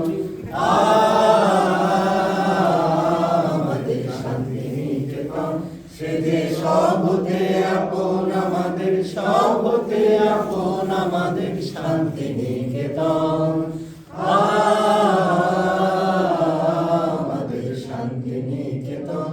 ও তার আকাশ ভরা কোলে মোদের দোলে, হৃদয় দোলে, ও তার আকাশ ভরা কোলে মোদের দোলে, হৃদয় দোলে। মোরা বারে বারে দেখি তারে, নিত্যই নূতন আমাদের শান্তিনিকেতন, আমাদের শান্তিনিকেতন। মোদের তরু মূলের মেলা, মোদের খোলা মাঠের খেলা, মোদের নীলনবনের সোহাগ মাখা সকাল সন্ধ্যা বেলা, মোদের তরু মূলের মেলা, মোদের খোলা মাঠের খেলা, মোদের নীলনবনের সোহাগ মাখা সকাল সন্ধ্যা বেলা। শালের ছায়া বিথি বাজায়, বনের কলগীতি সদাই, শালের ছায়া বিথি বাজায়, বনের কলগীতি সদাই। পাতার নাচে মেতে আছে আমলকি কানন, আমাদের শান্তিনিকেতন, আমাদের শান্তিনিকেতন। আমরা যেথায় মরি ঘুরে, সে যে যায় না কবু দূরে, মোদের মনের মাঝে প্রেমের সে তার বাধা যে তার সুরে। আমরা যেথায় মরি ঘুরে, সে যে যায় না কবু দূরে, মোদের মনের মাঝে প্রেমের সে তার বাধা যে তার সুরে। প্রাণের সঙ্গে প্রাণের সে যে মিলিয়েছে এক তানে মোদের, প্রাণের সঙ্গে প্রাণের সে যে মিলিয়েছে এক তানে মোদের। মোদের ভাইয়ের সঙ্গে ভাইকে সেজে করেছে এক মন আমাদের শান্তি নিকেতন।